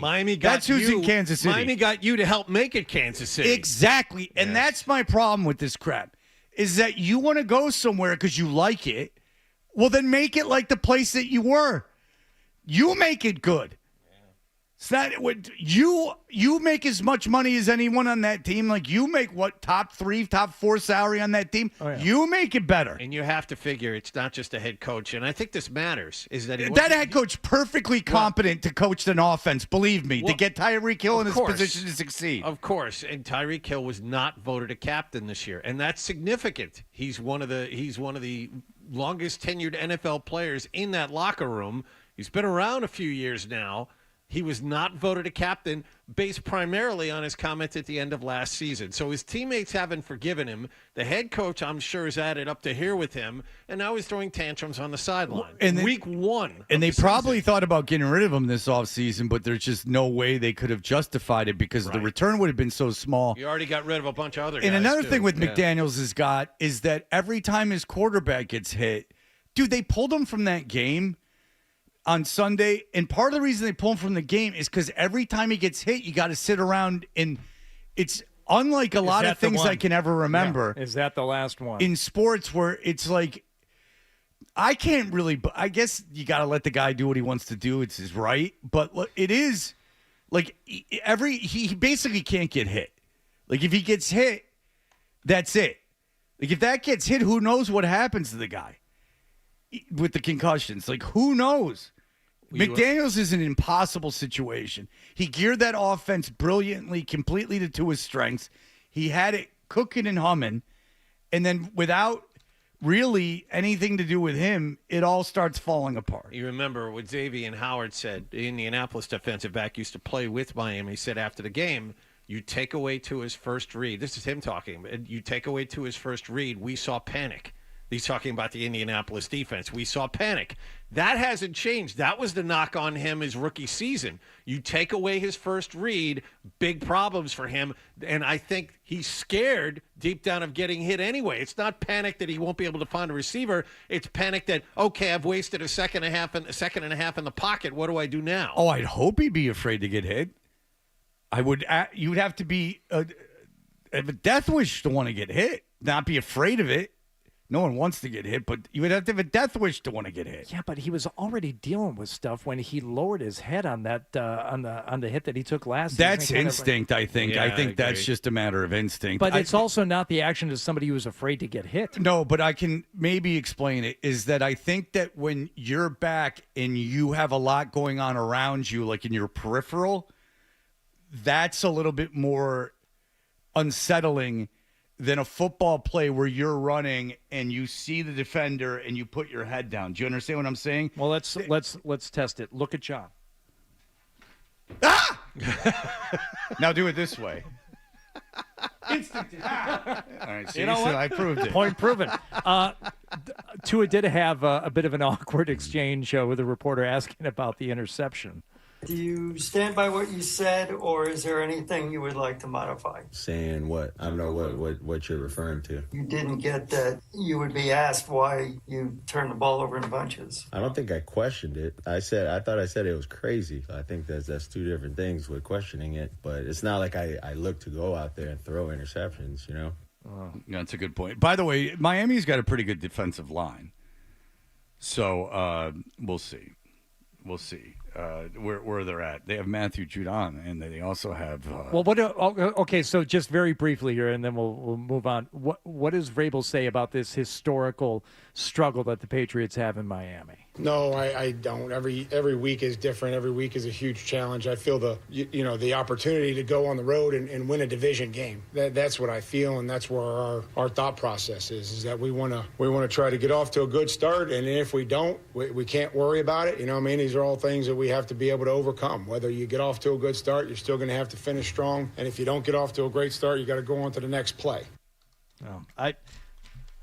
I would say if you don't get off to a good start, you may not worry about it. Everyone else is going to be worried about it. Historically speaking, the numbers are right. I mean, the Patriots have gone down there many times with great teams and lost. I remember, I think it was the 04 team. They were 14-2, and they went to Miami the second last week of the season. Tom Brady tried to throw a pass falling down and got intercepted, and Miami beat them. Miami had a terrible team that year. I was there for that whole multilateral thing where the guy beats Gronk to the end that was zone. crazy. You were at that game. I was at that game, and they won the Super Bowl that year. Look at John. But ultimately, he's out on the town. He's that's got right. his salons and That's things. right. I do my thing. Cabaret. So, asking this team to go down there and beat Miami when they're not John, that they got to good, beat Miami, or it's not going to be any fun. But I was about to say that. A, it's going to be bad for us, but B, it's really going to be bad for the franchise. If they lose that game, 16-13, it's going to be a bad scene, man, because that's too much boring football.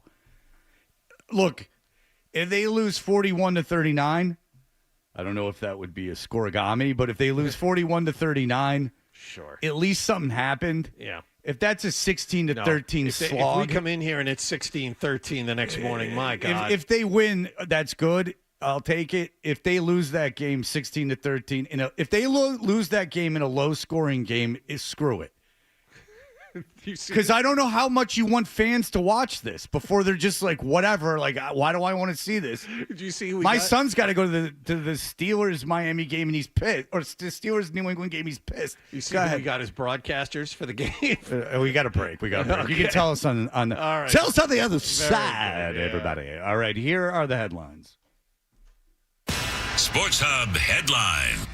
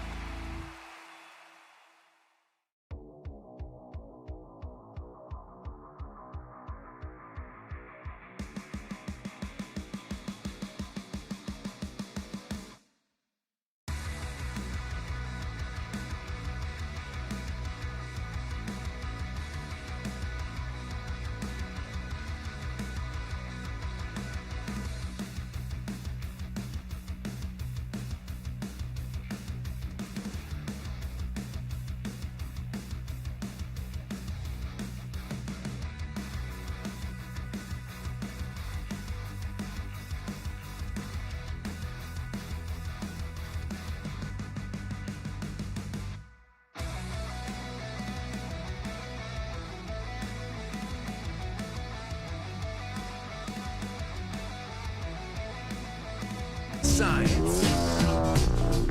Rocket science. Rocket.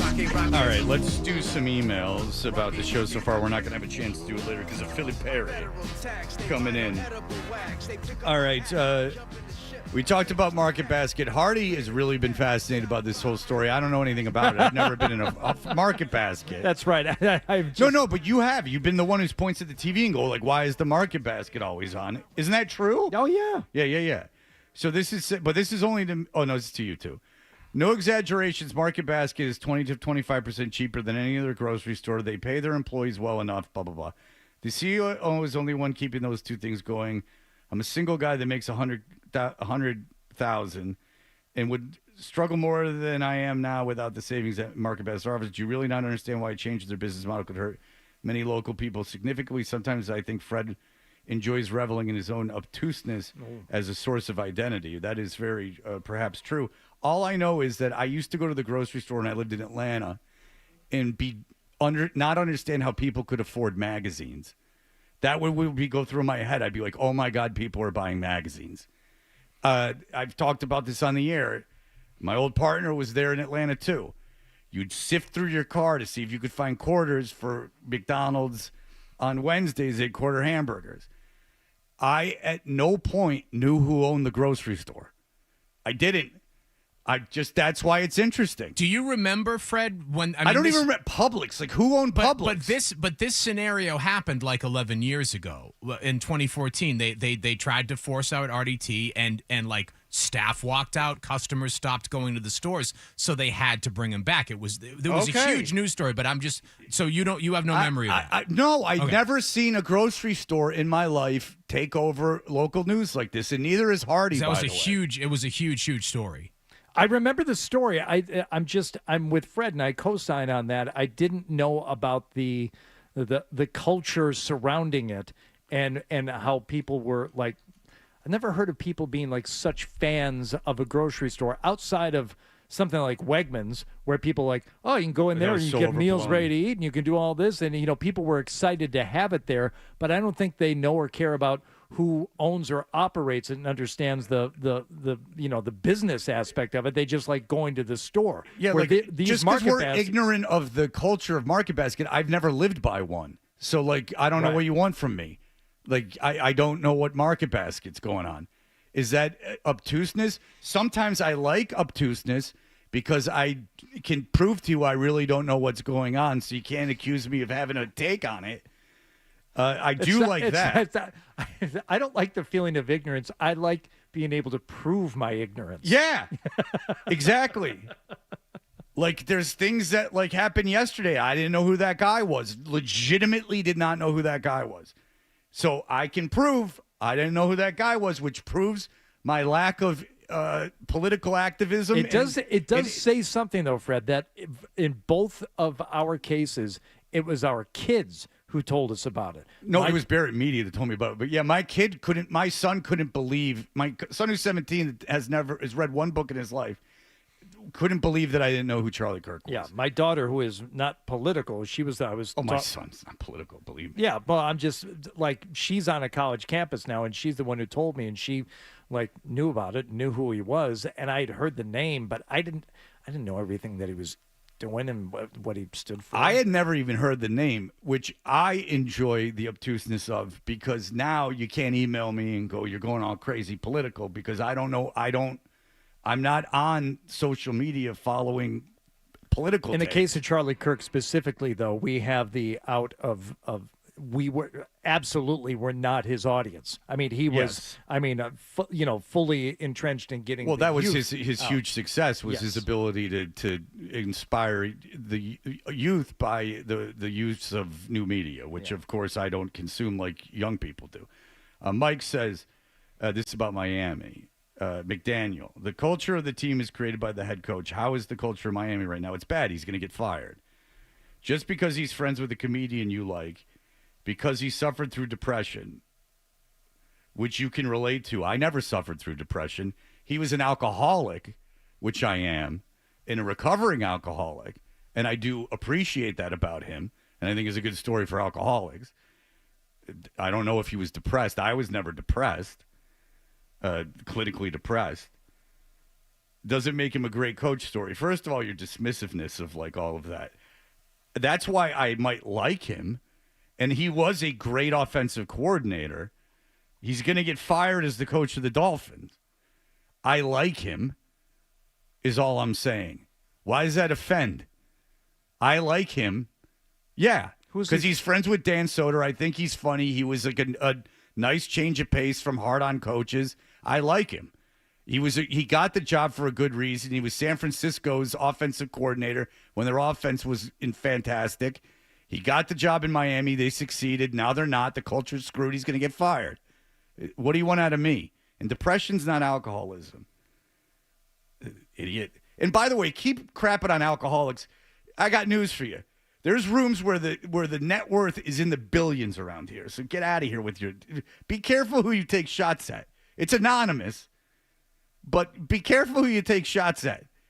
Because someone who you might depend on very, very much might have that issue. You effing moron. Damn, your music takes sucks.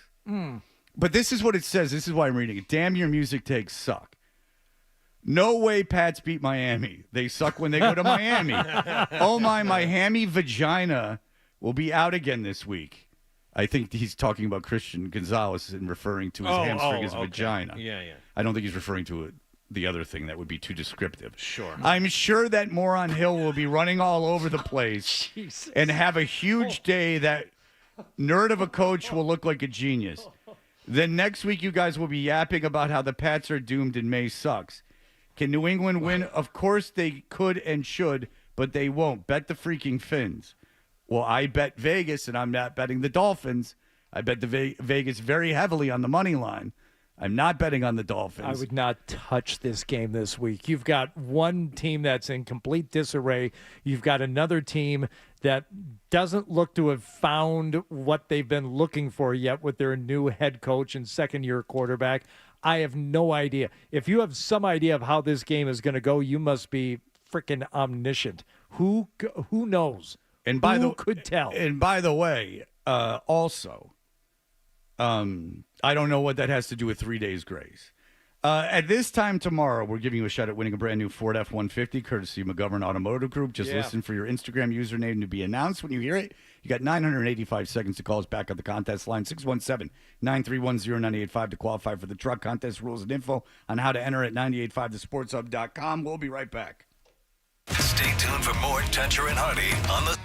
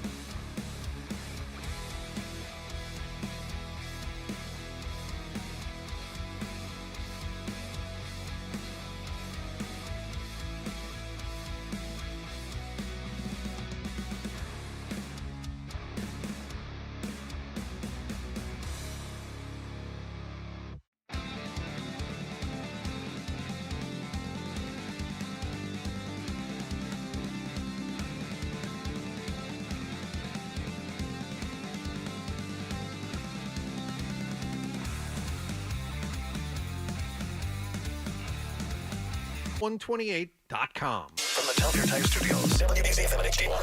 It's not just the games. It's Toucher and Hardy, Zolak and Bertrand, Felger and Maz, Joe Murray. For Boston sports fans, it's 98.5, the Sports Hub. Beasley Media Group Station. Essential Sports Hub headline, presented by Celsius Energy Drinks. Exactly 7 weeks after he allowed his last hit, Aroldis Chapman allowed 2 of them yesterday. Well, they're a line drive in a left field base hit. That'll be a game winner. In to score Langoliers. And the A's pull out the finale of this series 5-4. There's your final. That is Dave O'Brien on Nesson. Chapman took the loss in the Athletics 5-4 win over the Red Sox in Sacramento. It's the first time since July 23rd that Chapman had allowed a hit. Lawrence Butler's RBI single was the difference. Rob Refsnyder tied the game in the top of the ninth with a pinch hit RBI double. Yankees were blown out by Detroit again, so the Sox are still tied with New York atop the wild card standings. The two teams will meet for a 3-game series at Fenway Park tomorrow night. The Yankees will host Detroit this evening. Patriots are missing Christian Gonzalez, Harold Landry, Morgan Moses, and Keon White at practice yesterday. They visit the Miami Dolphins on Sunday. Defensive coordinator Terrell Williams will also be away from the team for a few days. This is apparently unrelated to the issue he dealt with during the offseason. Week 2 of the NFL season begins tonight in Green Bay. The Washington Commanders visit the Packers. And San Francisco 49ers head coach Kyle Shanahan said yesterday that thanks to a toe injury, quarterback Brock Purdy is now unlikely to play against New Orleans this Sunday. That means Mac Jones will start in his place. Sports Hub headlines are brought to you by the Albrecht Auto Group, Zoe's Auto Dealer. Purchase any new vehicle from one of their 8 dealerships and get the Albrecht Advantage, a 10-year, 150,000-mile limited powertrain warranty backed by Allstate Insurance. Connect with Albrecht at albrechtauto.com. I'm John Wallach at Boston's Home for Sports, 98.5 The Sports Hub. Your next update at 8:30. To us, Boston pride runs deep. I'm a Bostonian! This is Boston's Home for Sports. Bow, bow, bow!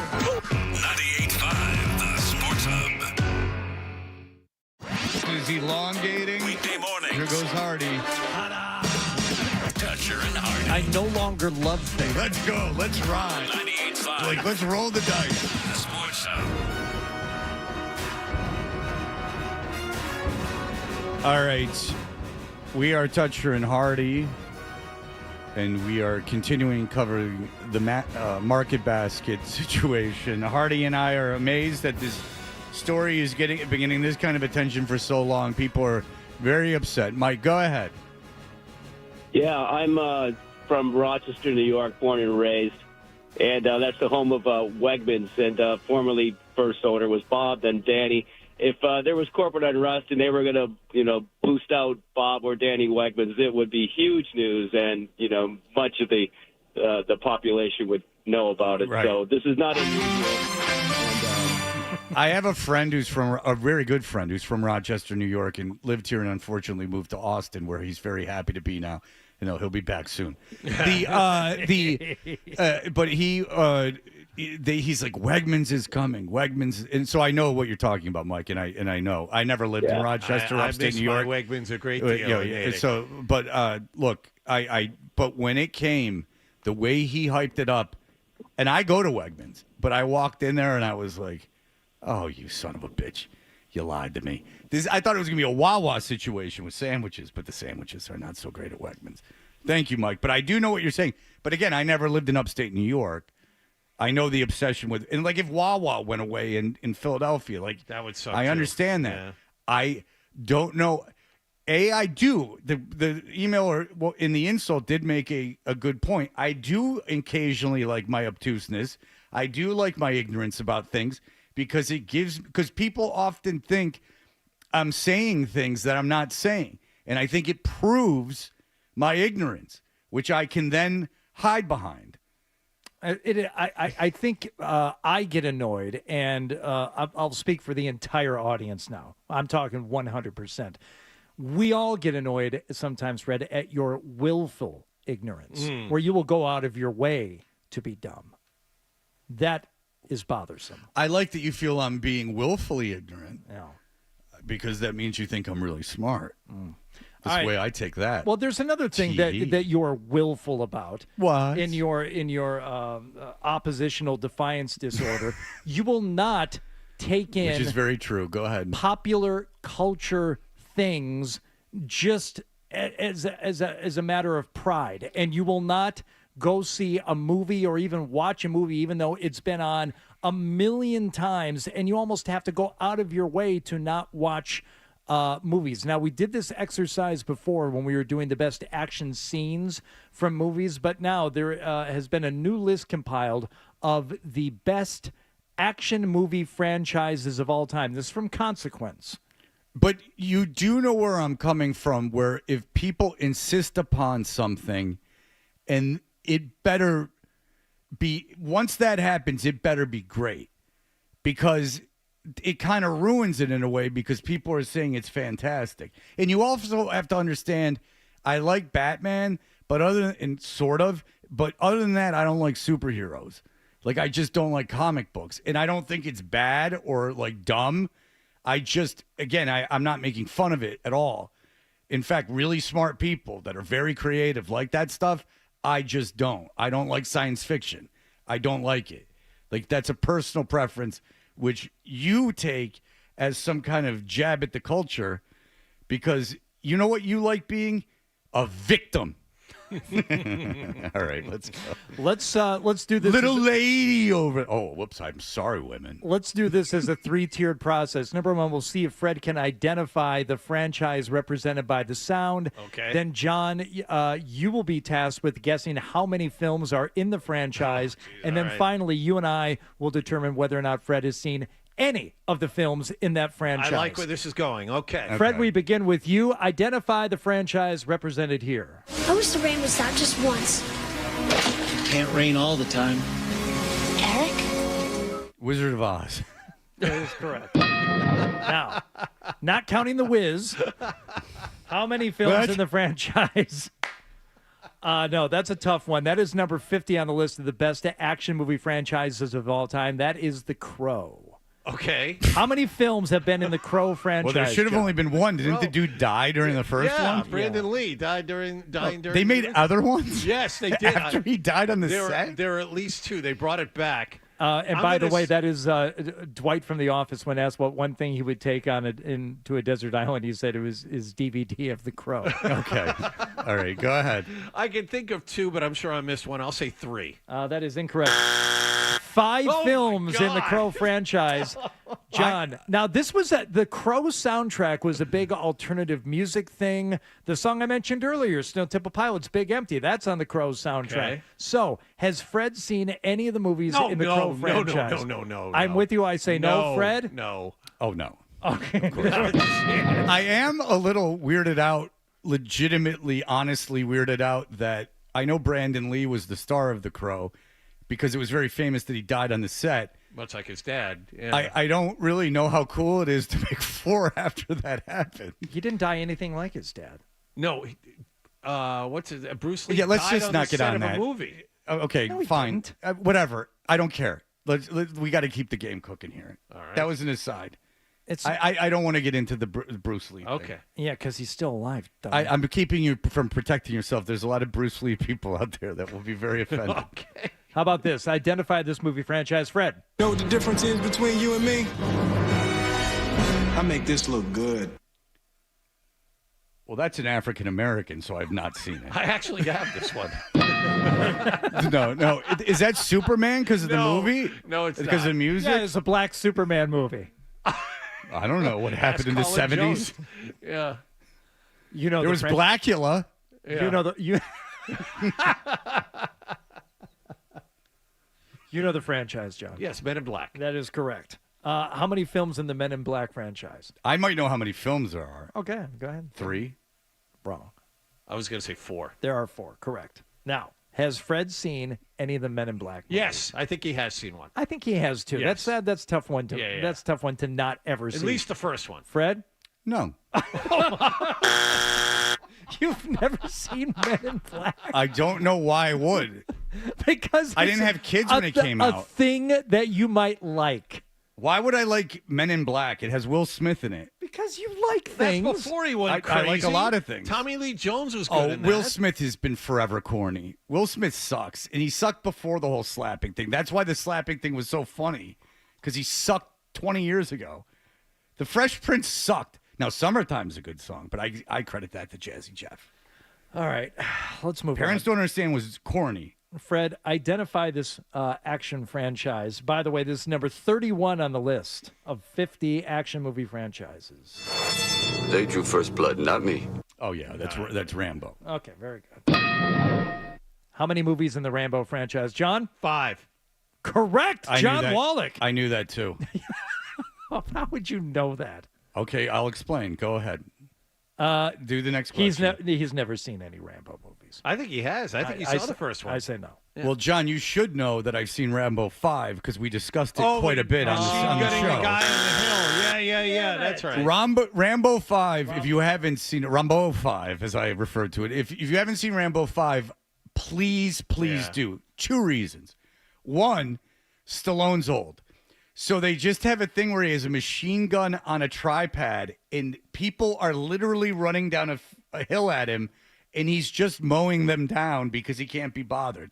Then there's a bad guy. But if it's not enough for him to be the bad guy, they have a scene where he molests someone. Yes, that's right. And right after he molests the guy, he stabs him. He molests a man? No, he molests a child. He's a molester. Jesus. Yeah, like it's Can't this. just be the bad guy. Stallone has to write this. Yeah, I'm really gonna make him really hate him. And I saw First Blood, and I had to have seen Rambo at some point. So yeah, I believe I've seen 3 of the 5. That is a big upset. Okay, this one I am almost certain you and I will get correct. Fred will not know this. You've got to ask yourself one question. Do I feel lucky? Well, do you, punk? Okay, that is the Clint Eastwood Dirty Harry series. Unbelievable. Well done. How many? Well, I mean, that was part of the lexicon. How many Dirty Harry The movies? zeitgeist, if you would. Oh, Jesus. Did they make him without Eastwood? 6, no. It's a good question. No. And to my knowledge, it's never been rebooted. Good guess. There's 5. 5. Yeah, because I just remember when I was a kid, those were like a phenomenon. Yeah. Yeah. And Jim Carrey is featured in one of the last ones. Yeah, as like a rocker guy. Well, yes, and that's right. Do you know the song he's performing? It's a Guns N' Roses one, right? It's Welcome to the Jungle. Yeah, and it was before Guns N' Roses were a known entity, Right. so they could have somebody up there just pretending to be the guy singing the That's song. a Dirty Harry movie? Yeah, Liam Neeson's in that too, if I remember right. Yeah, that might be Deadpool? Deathpool. Okay. Oh, There okay. was Sudden Impact. I think All right, there was one. all right. Go ahead and ask me. All right. Have you seen any of those movies? I'm going to say you have. Okay, so what's interesting is I thought I hadn't, and I was actually thinking recently about watching Dirty Harry, like the first one, because it's probably pretty fun. But now that you mentioned that Jim Carrey scene, I think I watched that one specifically for the Guns N' Roses thing, because I was so into Guns N' Roses. Like, Jim Carrey really overplays it, right? Yeah. Yeah. He's like in a hotel. It is. I saw Deadpool. The Deadpool. Yeah, I saw the all right, Deadpool. okay. I didn't know that was a Dirty Harry movie necessarily, but I did see that. I would have said no unless you mentioned the Jim Carrey thing, and I would have been wrong. Okay, these last 3 are going to be fascinating and a look inside Fred's head. That's right, audience. Hold on to your hats. This proves to be fascinating. This could be literally any action movie, but this is the first one to say it, to my knowledge. I'm too old for this shit. Oh, Now it's another African American, which that's Carl Weathers. no, it's not Carl Weathers. No, it's not. Carl Weathers Jr. No. Flip Wilson. Is it Richard Pryor? Yeah, it's a Silver Streak. Brown Streak. Okay, I'm too old for this. There was a rumor that he was the father of the lead singer of Living Color. Oh, really? Yes. Oh, all right. Is that Lethal Weapon? Yes, Freddie T. Danny Glover. And how many films in the Lethal Weapon franchise? You should know this, John. 4. Yeah, correct. Has Fred ever seen a Jet Li's in the last one, right? I don't know. I think Jet Li's in the last one. I think you're right, John. I think he plays the villain. I think I tapped out midway through 3. I said, this is terrible. I'm not watching these. Oh, you don't like Mel Gibson's crazy cop on Rene Russo. He's wacko. First one is a legitimately good movie. Yes. The second one, it gets a little silly, but you get the Joe Pesci comic relief, and by the middle of 3, I was done. But has Fred seen any of them? No. I'm going to say no. I have seen at least 2 of them. Which 2? Unbelievable. I saw the one with Joe Pesci. That's the second one. And then I probably saw the first one. They carry him over. He's in the. I saw one of them with Joe Pesci, and I believe I've seen the first one. That was a cable movie. You have to understand, like that counts as cable movie, and it's not a science fiction film. Nothing is on cable more than Men in Black. Yeah, but that's science fiction, and it has Will Smith in it. You don't understand how much I don't like Will Smith. Apparently. All right, 2 more. Number 9 on the best action movie franchise of all his time. His cuckoldism has always bothered me. I always sensed it in him. Go ahead. People keep asking if I'm back, and I haven't really had an answer. But now, I'm thinking I'm back. Phantom of the Opera. A great line. It sounds so dramatic. Something that's a marvelous spectacle. Dish. Andrew Lloyd Webber's involved. Andy? Someone with a cape made it. They made Andy a lord? No, there's only one Andy. His name is Warhol, and that's not an art film.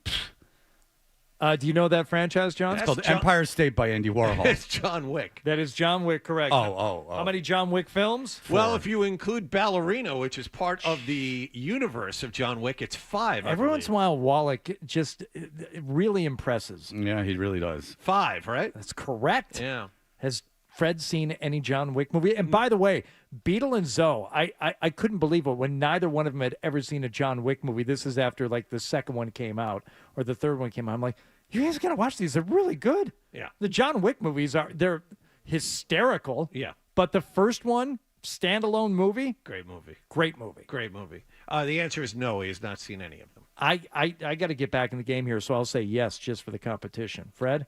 Not only have I seen the John Wick movies, I've seen them in the theater.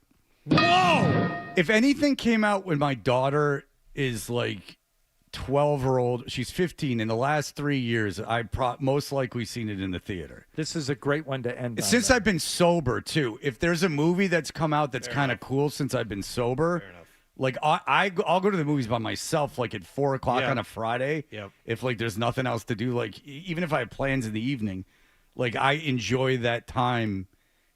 I really enjoy that time of like just being in a dark room with nothing to do but look at that screen, because I have trouble watching TV at home because of my phone. Right. Okay, go ahead. All right. This is a great one to end on because it's, again, fascinating. Fred, what franchise is represented here? Yippee-ki-yay, mother. Of course, is Die Hard. All right. Let's have the fun Christmas argument. Oh, good. How many movies in the Die Hard franchise, John? I think it's 5. That is 5. That is correct. It is number 5 on the list of the best action franchises of all time. Has Fred seen a Die Hard movie? Yes. I'm going to say Fred has absolutely seen a Die Hard movie. I just have to do it to try and get the win because we're tied. I'll say no. Well, if the question was have I seen 2 through 5, the answer would be no. But if I don't know how you could exist and not have seen Die Hard. Well, I don't know. You're going to not see Men in Black. Well, you could have asked Predator. You could have we've done the Predator conversation. But I've I've never seen Predator. I've never seen the Terminator. I've never seen like anything science fiction. Any alien movie? No.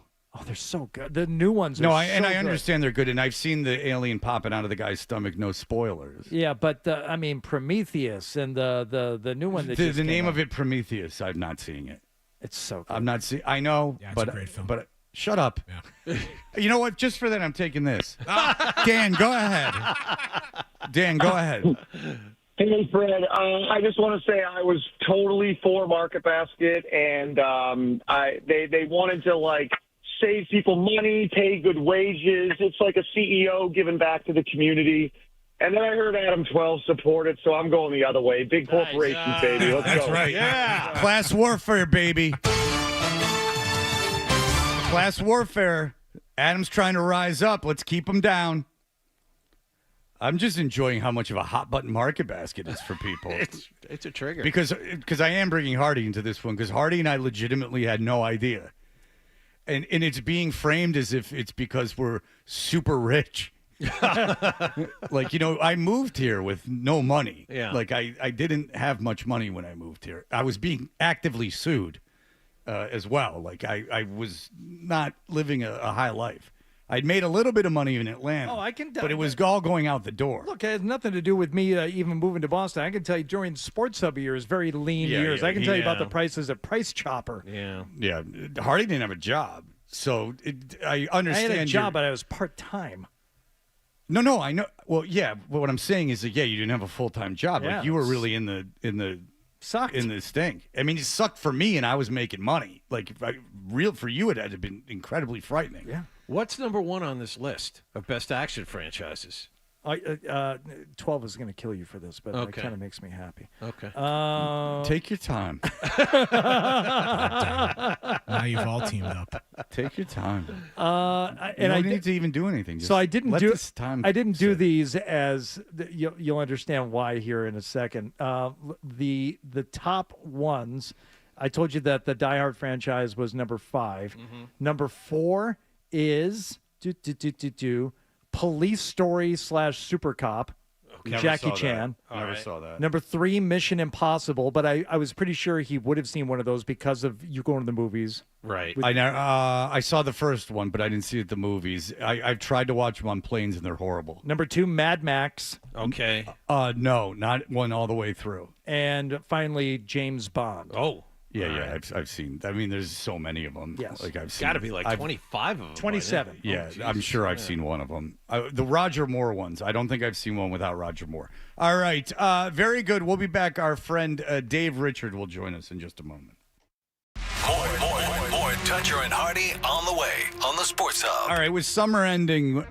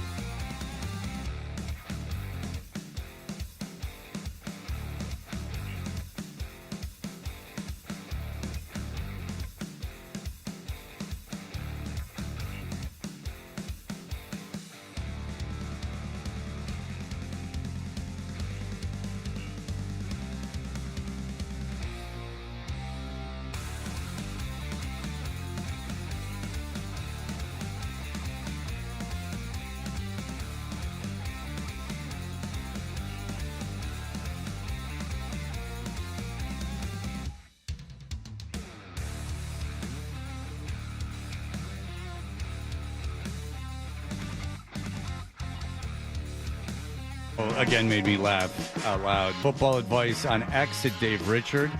Live on YouTube every morning by searching for Fantasy Football Today 3 times per week on Fantasy Football Today on CBS Sports Network. You can check the local listings. Dave Richard is brought to you by 495 Chrysler Jeep Dodge Ram in Lowell.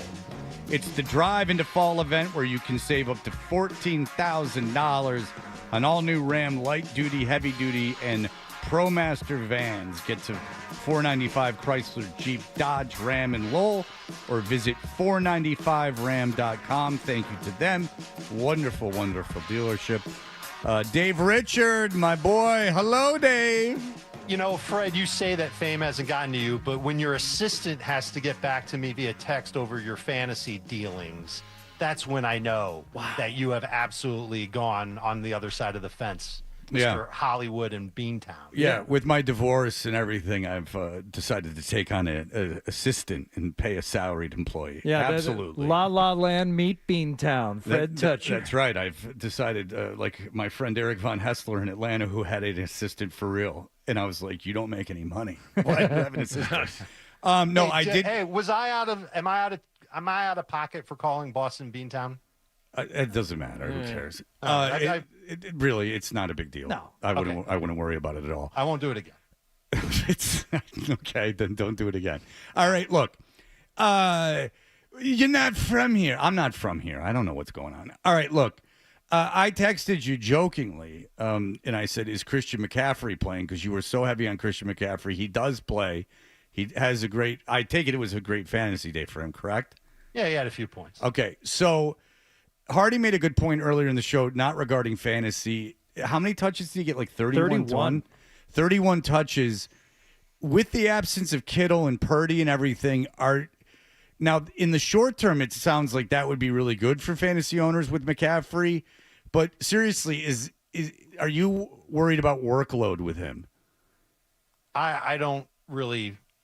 There's nothing I can do about it. I can be as worried as I want to be. No, but just are you worried about it? Well, what are my options? If I'm so worried about it, am I going to trade him? No. What am I going to get back and trade for him? Because do you make a move? Not obviously not trading him, but do you make a move kind of to? Do you have to think ahead with him like that? Yeah, there's a chance. Thinking ahead, sure. The thinking ahead is get Brian Robinson on your bench in the slightly likely event that Christian McCaffrey gets hurt and misses playing time. I mean, look at what's happening to the 49ers offense since the beginning of July. Everybody's going down with an injury. And so you almost feel like there's bad vibes going on with that team, and Christian McCaffrey could end up missing time as well. We know that that's certainly possible. If you've got McCaffrey, you should have had Robinson on your team already. Paul, is he someone that you think this sustains? And if you have Justin Fields, he looked really good. I watched that game. He looked really sharp. And that's a good Steelers defense. Can that continue? I think it can. And it's really, you say, look at Dave getting something right in fantasy. Well, guess what I got wrong in fantasy? I faded Justin Fields. I faded Breece Hall. I faded Breece Hall. I faded Breece Hall because I'm a fan of the team. I thought Braylon Allen was going to be. Yeah. Right. And I think we got bamboozled by what we read about in the training camp practices and then what we saw in preseason games, because they didn't look anything like this.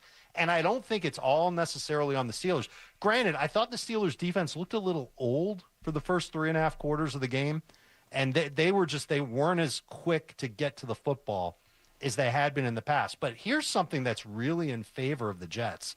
Their offensive line is good. Yeah. And you could probably count on two hands the number of NFL teams with a good offensive line. And it's week 2.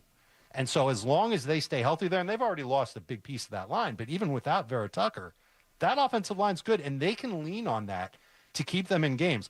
I thought they looked sensational. I've got egg on my face over it, but I can rectify that by saying that Fields is a start this week. Breece is a start this week. Garrett Wilson's a start this week. I don't think Buffalo's defense is particularly great. And I think the Jets are going to be able to do as they wish offensively, and that's run the ball, take it slow. Clearly they're leaning on Breece Hall. Braylon Allen looked terrible. And the Jets could be an interesting team for fantasy. Just very quickly, just 1 second. Membu, the rookie right tackle, did not allow a pressure to TJ Watt. That's all. Go ahead. That's huge. It's absolutely huge. Kind of a macro question for you, Dave. I remember it was a week or two into last season, and I was lamenting the fact that I don't know if there's any like really good teams in the NFL this year. Now, it's obviously 1 week, but based on what we saw between Buffalo and Baltimore and Philadelphia and Green Bay, it looks like there could be a number of good teams. Is there anyone that I'm missing out that you saw in week 1 that looks like, you know what, this looks like a good football team, or maybe more importantly, better than what I thought they were going to be? The Vikings, I think, would qualify once they got their butt together against Chicago. Defensively, they ended up being very good against Caleb Williams, on their first drive, and maybe more so the first half than anything else. They didn't look like themselves because they weren't pressuring that much. They weren't blitzing that much against Caleb Williams. But by the second half, Brian Flores was in his bag, and that defense really played great. And J.J. McCarthy got his act together. So that offense really impressed me. And there's going to be some teams that didn't necessarily have a great week 1, but could end up being better than we expected. Cincinnati's defense is one that comes to mind. Tampa Bay's offense got their act together in the second half. They look like themselves a little bit more. And I think the Chargers are another team. They went up against Kansas City. Yep. They went punch for punch. They were the ones punching first against the Chiefs. And I'm not sure about their defense, and I'm not sure about their pass rush. But that offense, another team with a great offensive line, I think that they're going to lean on Justin Herbert a little bit more than we anticipated. And they've got a lot of great pieces. That offense is going to be very nice for fantasy. Are you sold on, you were talking about now being sold on the Jet offense. There are other players that kind of popped a little bit that you didn't expect. For instance, Travis Etienne in Jacksonville, and locally here, Kayshon Boutte. Are you sold on either of those two guys? Etienne, you can't help but be sold on because he played well. Granted, it was against Carolina. You'd kind of like to see him do it again in a tougher matchup. I don't know if Cincinnati is that much tougher of a matchup. Their defense played better than expected against Cleveland. I guess we'll see. But that offensive line wasn't bad against Carolina. And again, I have to preface, it's Carolina. So I'm not sure just how good that defense is going to be against the run, period. Boutte was interesting. He was the one that I thought was most in sync with Drake May against the Raiders. I love the way that he was running his hitch routes downfield. He and May seemed to be in sync on a lot of those. I hope he's okay. I know he's on the injury report, but I think the Patriots need somebody who can stretch defenses a little bit and open things up underneath for Diggs, for Henry, for Pop Douglas, and more importantly, keep the safeties back so teams just can't blitz like crazy and tee off on Drake May, because the Patriots are one of those teams where their offensive line, it's kind of in the middle right now. We don't know how healthy Will Campbell is. Plus, he's a rookie. The left guard is a rookie as well. The right side of that line, I hope it's okay. But that's a team where the offensive line could go either way. Once Will Campbell gets up to speed, if they stay healthy on the right side, yeah, we're talking about one of the better offensive lines in the league. And I'm sure Mike Vrabel would love to have that happen for the Patriots. It'll give them a chance to run the ball more, which is what Vrabel's already talked about doing. I think they're going to be able to do it against the Dolphins on Sunday. One of the better offensive lines in the league. Yeah, I think you're being generous. He said somewhere in the middle. The feeling here is it's still bottom 5 in the league. No, I don't think you didn't see all the offensive line play. We did not. In the NFL. That's why we have you on. As they stand right now, they are absolutely not in the bottom 5. Are they in the bottom 12 as they stand right now? Yeah, maybe. Could they be top 16 when Campbell plays to expectations? When Will Campbell, who's a first-round top 5 pick, stud left tackle, if he plays to expectations, I think they could be middle of the pack, maybe slightly ahead of the pack. Maybe you're overstating the expectations on Will Campbell then. I don't know. The expectation was that he was going to struggle. And so I don't know what his ceiling is in your mind, but around here the ceiling on Will Campbell isn't that high. Which is shocking because usually Patriots fans are the most optimistic people on the planet. There was 20 years where that was the case. I know you're being sarcastic. The last 2 years have brought people down a little bit. No, not enough. All right. Is there a matchup this week, fantasy or otherwise, that you foresee being interesting in either an upset or a high-scoring affair? Is there one game that you're focused on?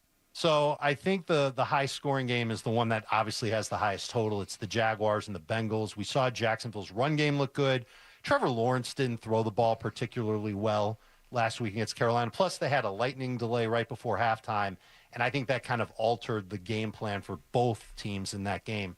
So I'm hoping that the Jaguars are going to throw the ball better against Cincinnati and maybe have to go punch for punch with them in what should be a high-scoring game. We know what Cincinnati's offense is capable of. They just always seem to start slow, and they did it last week against Cleveland. So that's one that really intrigues me. And I'm pretty sure the Jets are home underdogs against the Bills. Fred, you can correct me if I'm wrong on that. No, they're dogs. They're 6.5-point dogs. Yeah, I think they're going to end up keeping it close against Buffalo because the Bills are just one of those defenses that I'm not convinced is particularly good. Giving up a ton of points to the Ravens, everybody's going to do that. But I'm not sure outside of their pass rush how good they are right now. They've got some injuries in the secondary. Linebacker play is kind of sus. I think that the Jets could end up taking advantage of that, and maybe the Jets keep it close for the second week in a row. The over-under on that is 46.5. They must think Buffalo is going to win 30-17 or something. Yeah, I mean, maybe. I guess, but I hope you're correct. Well, look, Dave Richard is the best. He's very good at getting back to people on what they now call X, at Dave Richard. And X is really something. My son was showing it to me yesterday. Holy moly. Dave, you're a brave man being on there. And you can listen to him. You can watch him live on YouTube every morning, Fantasy Football Today, and 3 times a week on Fantasy Football Today on CBS Sports Network. Dave, thanks so much, man. We always appreciate it. You got it, guys. Good luck in your leagues this week. All right. Thank you, Dave. I might text you. Who knows? There you go. Or have your assistant text him. Yeah, my assistant. All right, we'll be back in just a moment. Here are the headlines. He was joking about that. Sports Hub headlines. Presented by Celsius Energy Drinks. Red Sox finished up their 6-game road trip with a 5-4 loss in Sacramento yesterday. Aroldis Chapman's streak of not allowing a hit ended at 50 batters in this one. He allowed 2 hits in the game-winning run in the bottom of the 9th inning. Sox are back home to play the Yankees tomorrow night. Yankees lost again yesterday. They're still tied with the Red Sox for first place in the wild card race. They'll play Detroit again this evening. Patriots are missing Christian Gonzalez, Harold Landry, Morgan Moses, and Keon White at practice yesterday. They got a road game coming up Sunday against Miami.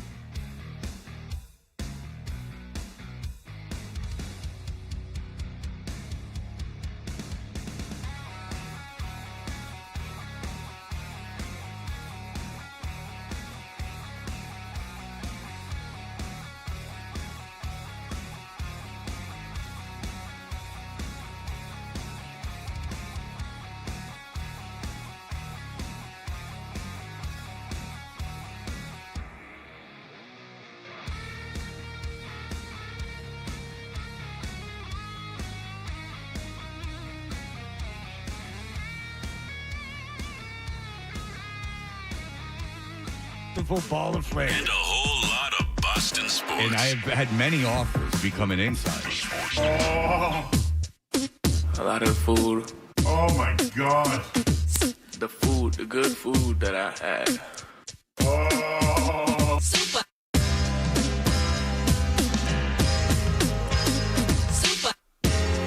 All right.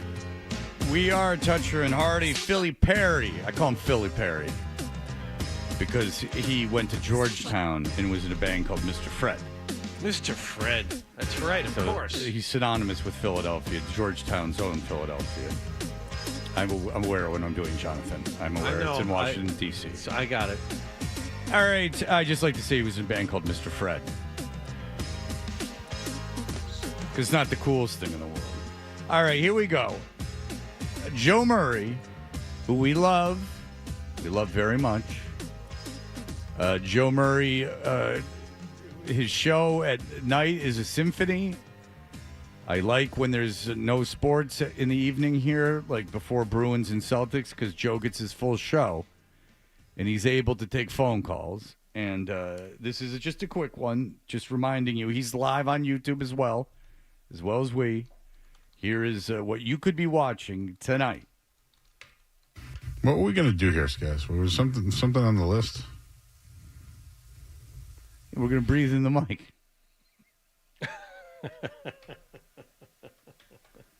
Joe's not afraid of a pregnant pause. I enjoy it very much. It's a vibe, man. It's a night vibe. Like, you got Felger and Maz. There's like, Felger don't like any downtime. Like, caller, get to the point. Like, go, move. And then Joe goes, and then Joe just comes on and goes, take it down a notch. Let's all take it down a notch. It's nighttime. Let's not go crazy. Let's let the callers, let's chat, which I enjoy. I really do enjoy it. I'm not lying. I listen to it more than any show on this station. Fortunately, my son has a driver's license now, so we don't have a last year situation where I listened to almost Joe's entire show. While waiting. While driving 78 miles a day. 80, 90 miles a day, actually. All right, so here we go. At 8:35, you had Sox call up. What is going on? He's breathing. Oh, man. What, you don't breathe? I do. You get right up in that microphone. You let them know you're alive. Skaz, we got anything going? I'm just going to let you know I'm alive. Oh.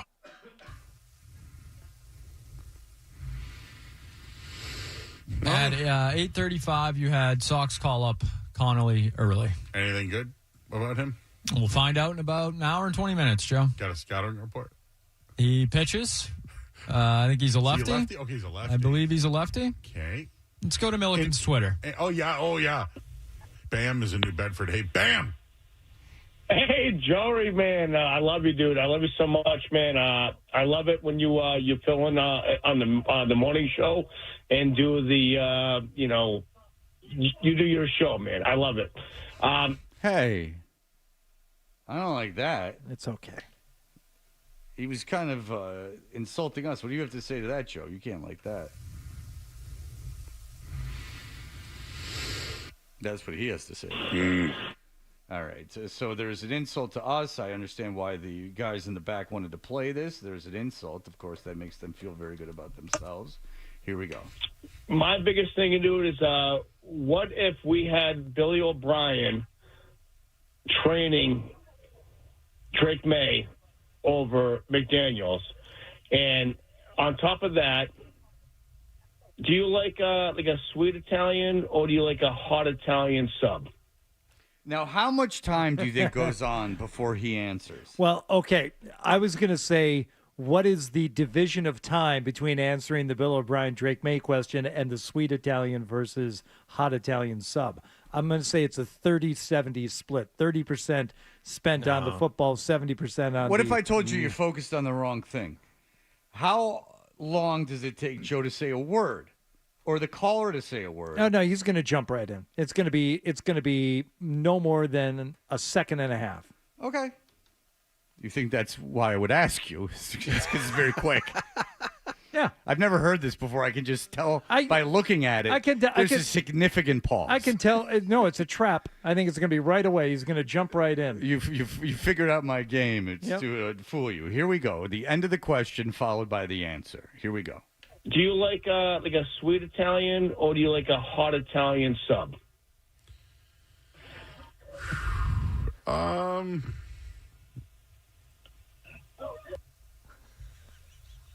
That's almost 10 seconds. No, there was 6 seconds. I was counting. You want me to time it? Oh, wait. So, no, 10? It was and then 10. Let me go back to... Yeah, it's 10 seconds. 10 seconds. It's 10 seconds. There's a clock on the thing. I can see it. You time it. Yeah, you play it and don't stop it.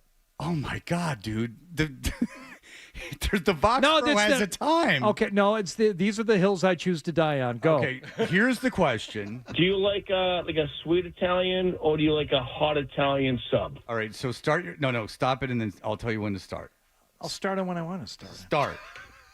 No, you gotta. I don't trust you. Christ, this guy. I'm the one with the problem, right? I'm the one with all the mental problems, which I admit. But no one else has got anything else going on. It's just me. I'm just waiting to start my stopwatch. I mean, Jesus, the need to be right is strong with this one. All right, here. I won't waste any more time. Here we go. Do you like a sweet Italian or do you like a hot Italian sub?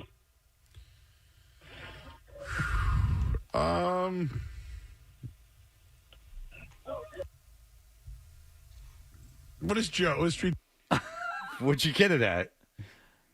996. It's not 10. It's touche. Way to go, Hardy. Right again. Thank you. Nicely done.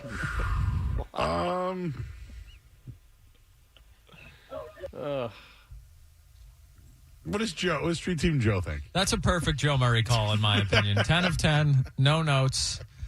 Comment on the offensive coordinators and then get to the important stuff. Yeah, well, neither question was answered. Is your answer? Beaton goes, let's pause 10 seconds for station identification. Like, Joe's thinking about it, and he's like, this doesn't even deserve an answer. We all know. All right, man. I got to let you go. Sweet whatever sub it was. There you go. Well, what's the difference between a sweet Italian and a hot Italian? Well, one's hot and one's sweet. Yeah, you want your sweet hots on peppers? there, I you would want guess. sweet peppers. Yeah, I would guess sweet peppers. Yes. Yeah, the insistence around here of the hots in the sweet peppers is a lot. I remember when I would first get Italian subs here, and they would put like either sweet or hot peppers on it, and I'd be like, because usually it's just an onion, lettuce, tomato situation. I say no tomato. Get the oil on there too. Right. Yeah. There's a standard formula, but in Boston, a lot of times, like Jim's Deli, which I love. I haven't been there in too long, but they would put the hots on, and you'd be like, get a good thing going. Did you ever get the meal of the day at Jim's when they would have?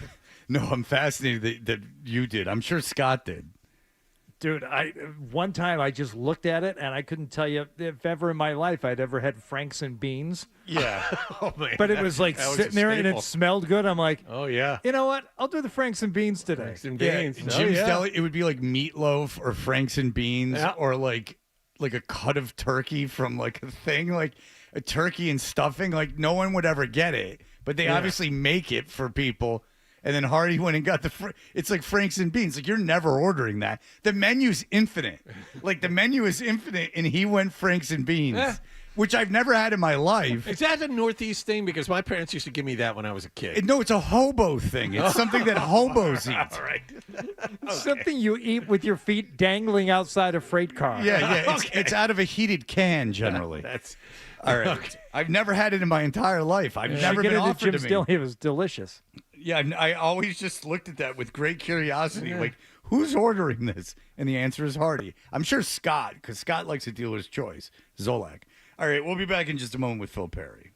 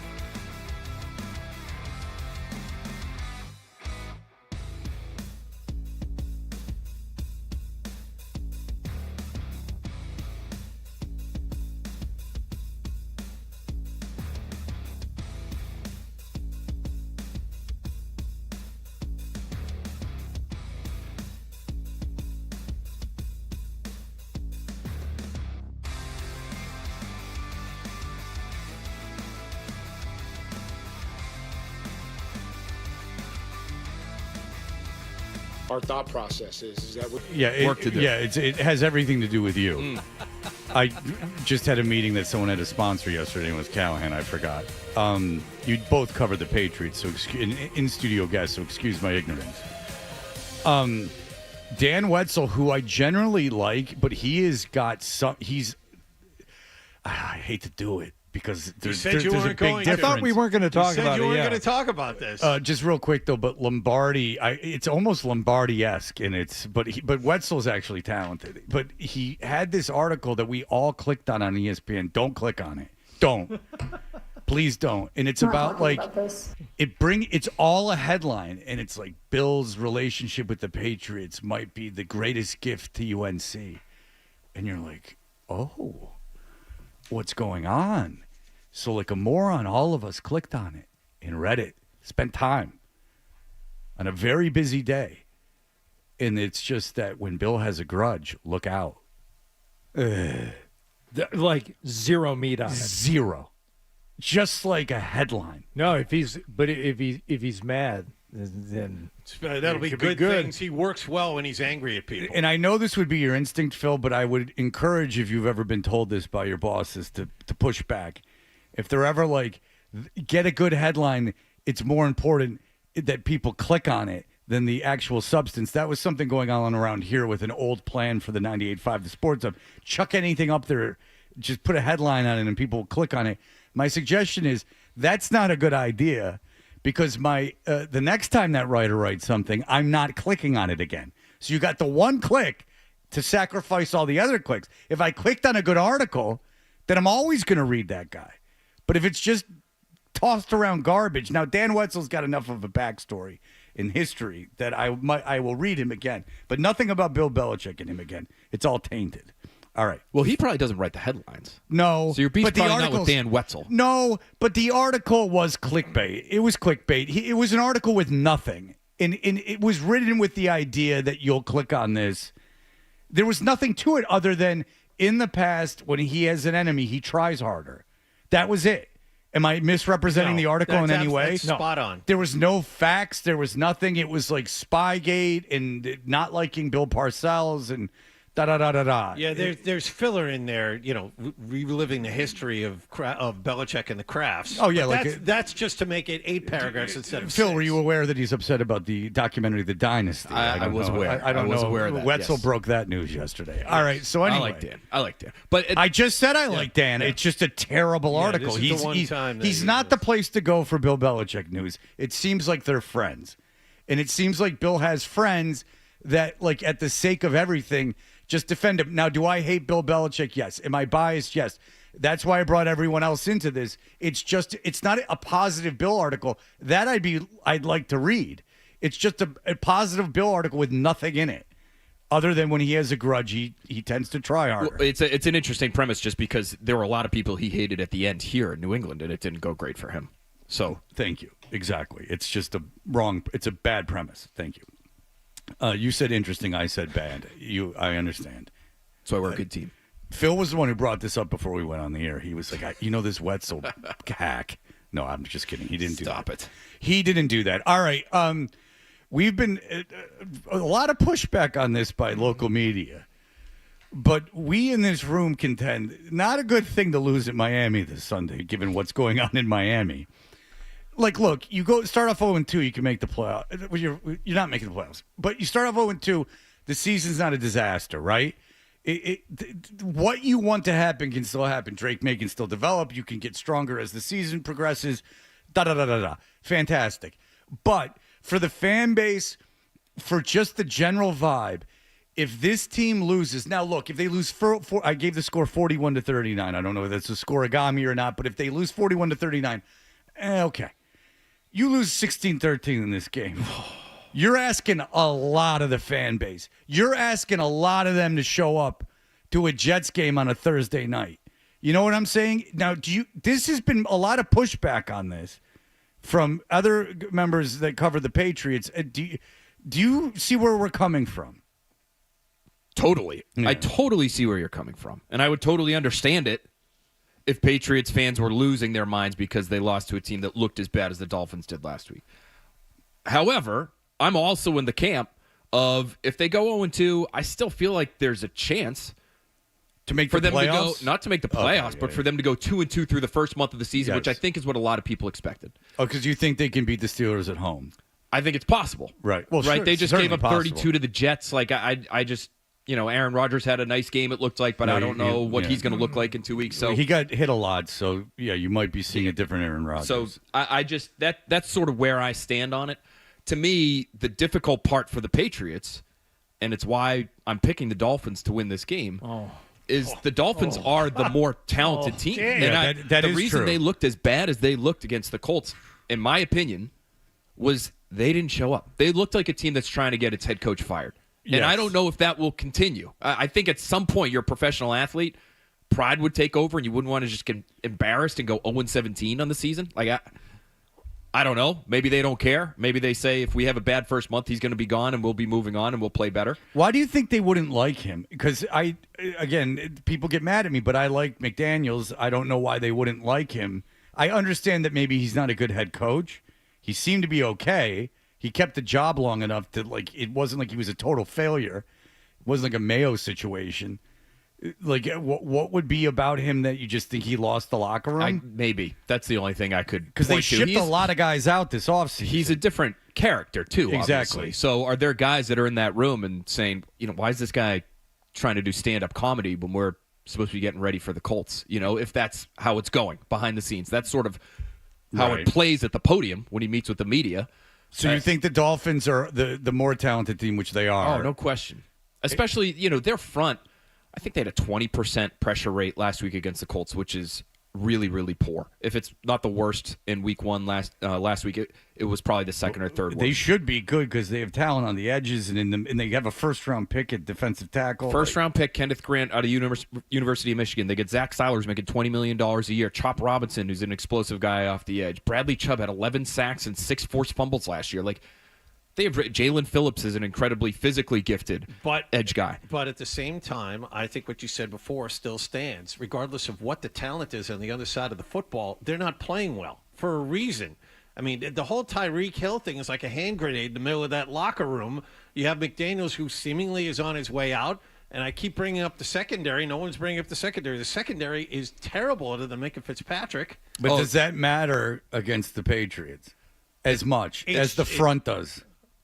It's a fair question. Fair enough. I don't know if it matters as much. And I would say when it comes to the Dolphins offensively, I mean, they were just as bad offensively as they were defensively the other day. And it feels like the blueprint is out on how to defeat Tua, right? Flood the middle of the field. The Colts were very open with it after the fact. Flood the middle of the field, make him go somewhere else. And they were not able to attack the middle of the field as much as they wanted to against Indy. That, to me, has been the blueprint against Tua for years now, and the Patriots haven't been able to beat him. So until I see the Patriots go, and I know it's a different staff, and I know it's a very different team, until they go down there in the heat, it's going to be 100-plus degrees probably on the field. I've been there for these 1 o'clock games. It is brutal. Until they do that and win a game against this quarterback who they haven't been able to beat, I can't pick them, no matter how bad the Dolphins looked last week. Yeah, that's not great news. Do you think... You mentioned the front that the Dolphins had. Do you say Tua and the offense gets back on course and they're successful? Do you see the Patriots being able to at least put up points against the Dolphins? Yeah, that was going to be my question. All right, defensively, I think that if they get their stuff together, they could make things difficult. I just don't know. If they're getting any kind of an improved defensive effort, over what they faced last week against the Raiders, how the Patriots are going to turn things around and score points. I look at that front for the Raiders last week, and I probably said it with you guys before the game last week. I said this Raiders defense has the chance to be the worst in football. I still feel that way. And the Patriots scored 13 points against those guys. So again, if the Dolphins show up and try, that, to me, makes them a different team than the one we saw a week ago where, for example, on paper, based on last week, the Patriots should be able to run the ball because the Dolphins just gave up 150 yards rushing to the Colts. To me, that's a lack of effort. If the Dolphins flip a switch and decide we're going to try this week, I'm not sure the Patriots are going to be able to run the football, and that to me is where a lot of their problems stemmed from this past week. I know Drake May didn't play a great game. It would make it a lot easier on the young quarterback if you could actually have a running game, if you could run it for more than 3 yards per carry against a front that, again, is not very good in Vegas. Let's talk about that. In the second half, they just completely abandoned the run game. Did you question that, the reasons for that? Not just even trying, really? 3 carries, and one of them coming from the quarterback is not enough. But I understand them getting away from it. It was a bad play for they just couldn't do anything on the ground. Why do you think that is? So you could keep ramming your head into a wall. What did you see? But it doesn't make sense. I think the keys for me, rewatching it, talking to some people after the fact, what the Patriots like to do a lot of times with their running game is get double teams at the line of scrimmage and then work your way to the linebacker. One guy breaks off and works his way to the linebacker. They were kind of disjointed right off the snap. And maybe that's to be expected because you have 2 young players on the left side, and those guys are oftentimes working together. But they didn't work together well enough on Sunday. And so that's a big part of it. I think Garrett Bradbury had his issues in the run game. It looks like he's still trying to kind of figure things out in terms of responsibilities in the run game. So, and he's not a run blocker first as it is. So I think those 3 spots had issues. There were a couple of other plays that really, there was nobody who was immune from having issues on the ground. There were a couple of plays where Mike Owenu and Morgan Moses on the backside of runs weren't able to get their guys, and their guys were able to run across the field and make a tackle for a very short gain. So, again, can you get all that solved in 1 week against a line that is more athletic and more talented than what not only you have on your offensive line, but maybe what you have on your defensive line too? I don't know. And to me, the Patriots are not they are ripe for a bounce back, or to provide a bounce back for Miami, in that if Miami wants to attack the middle of the field, and they weren't able to do it last week against the Colts, what is suggesting that the Patriots will be able to take that part of the field away from them after a week in which Jacoby Myers, middle of the field guy, and Brock Bowers, middle of the field guy, went off? And they knew those were their key guys, and they still went off in week 1. So if the Dolphins want to attack that same part of the field, although with very different types of players, what's keeping them from doing that? I don't know.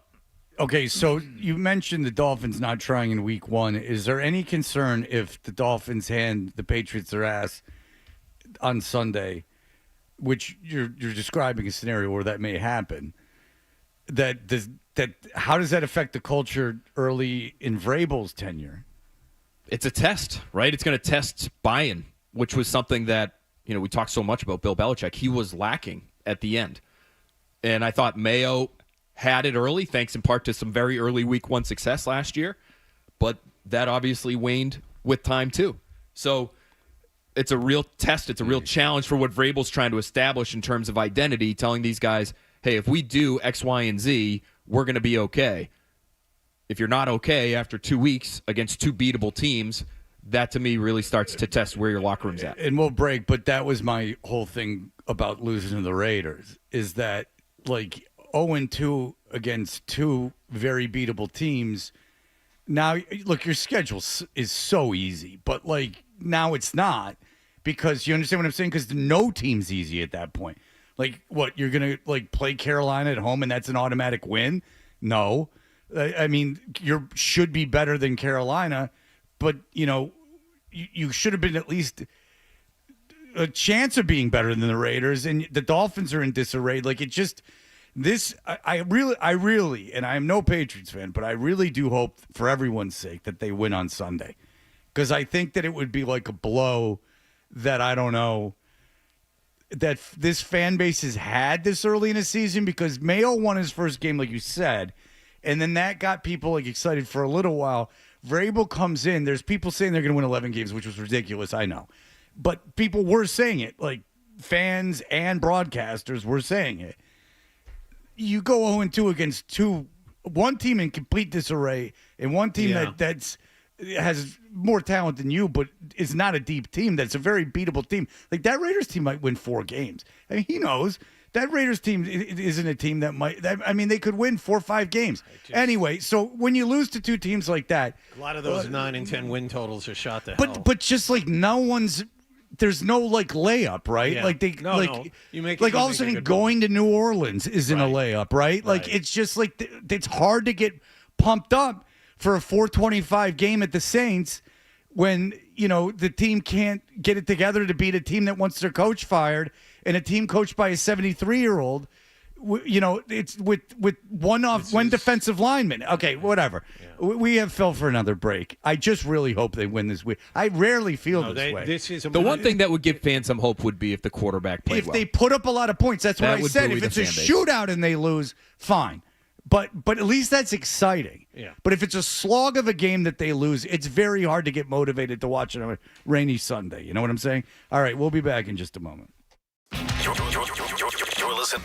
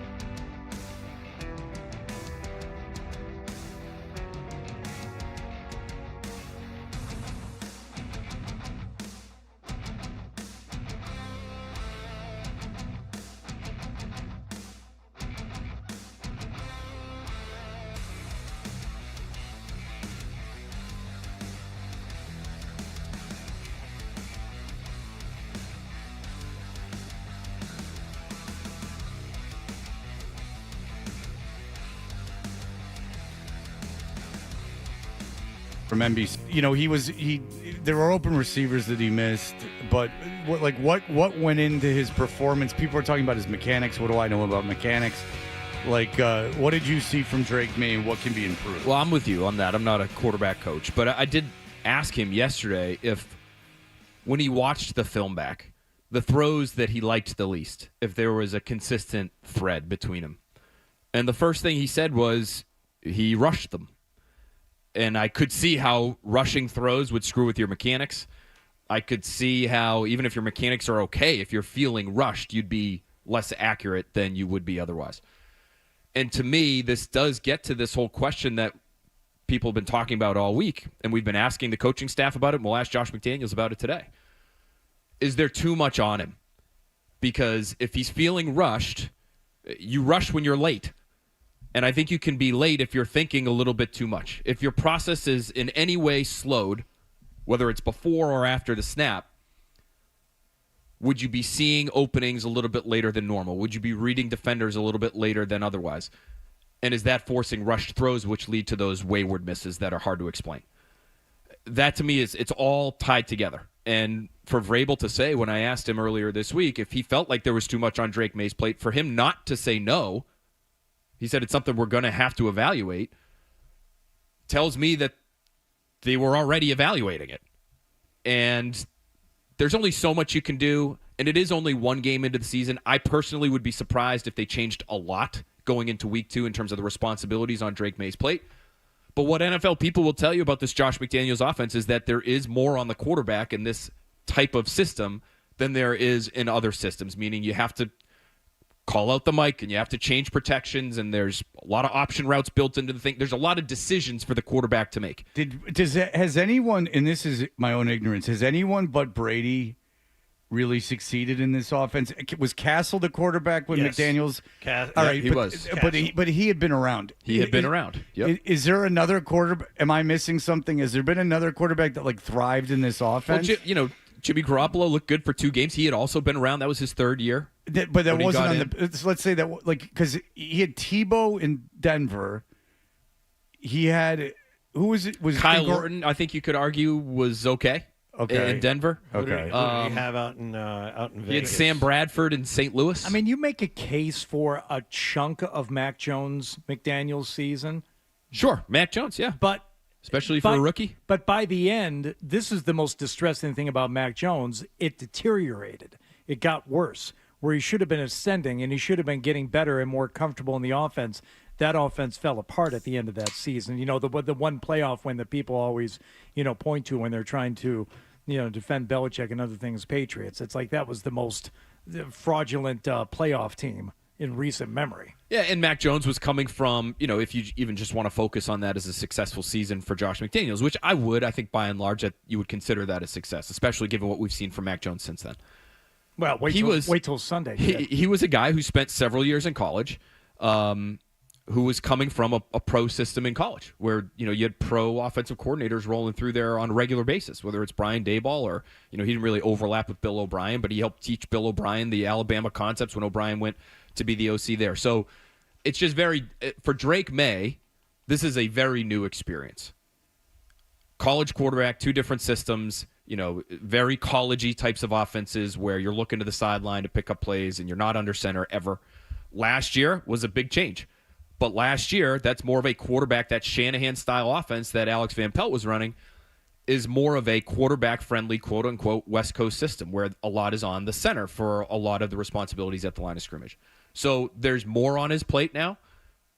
If he's feeling rushed, does that mean they should be taking things off? I think that's a real question that they should be wrestling with this week. And even if they don't make drastic changes because you've been preparing one way since the spring, so it might not be a great idea to just throw it all on the center, starting in week 2, but it's something they should be gathering more data this week. And if they have to make changes moving forward after that, maybe they do. Yeah, I just obviously it's a lot on Drake May, and that's what we're looking at, but Josh McDaniels was generally believed to be, and still should be at this point, after only a week, an improvement. And a guy who knows what he's talking about. I had the audacity to ask, are we 100% certain and sure that, this is going to end up being a successful thing here. And there were a couple other elements, not just Drake May, in last week's offensive game plan when it came to running the ball, the number of times that they did, which was kind of head scratching. And the other thing that got pointed out to me afterward, because I certainly didn't pick up on it watching the game,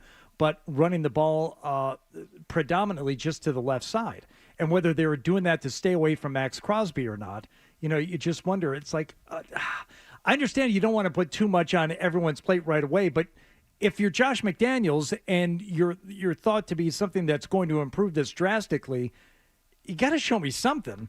And didn't see a whole lot in that first week. No, that running to the left thing was wild. Yeah. I didn't notice that in real time. But in real time, I did not. No, I didn't either. But you also have to understand, I didn't watch the game in real time. We found that out earlier. That would prevent him from noticing. My apologies, that in real time. but even in watching, on a delay. But thinking back, I'm like, yeah, you know what? I watched it after we had been told that, and then I was like, wow, that's weird. I remembered in my mind's eye when they were going from right to left on the screen. Yeah, they're always running toward me. Every single time they're running toward me. Even the fake tush push went Even the fake tush push went to the left. Yeah.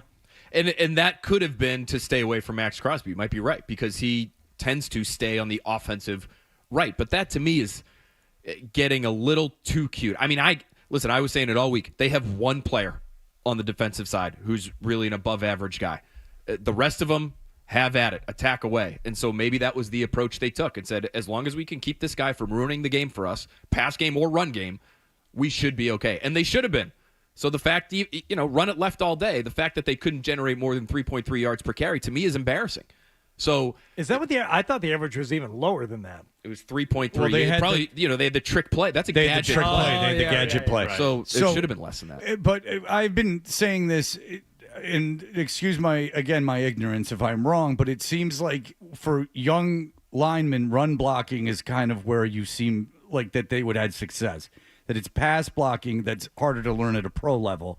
That you can just go out and maul guys. Saw it during camp. Right? Yeah. So that would be concerning to me too. Is that you mentioned that, and the center's a veteran. Like there's the center been in the NFL a long time. Now I know he sucks, but apparently he wasn't bad in pass protection in that game. We've been told, but like you would figure he could orchestrate things to a level where you could maul the guy in front of you. Now I know it's not as simple as that, and there's zone blocking, blah blah blah blah blah. But I am to understand that run blocking.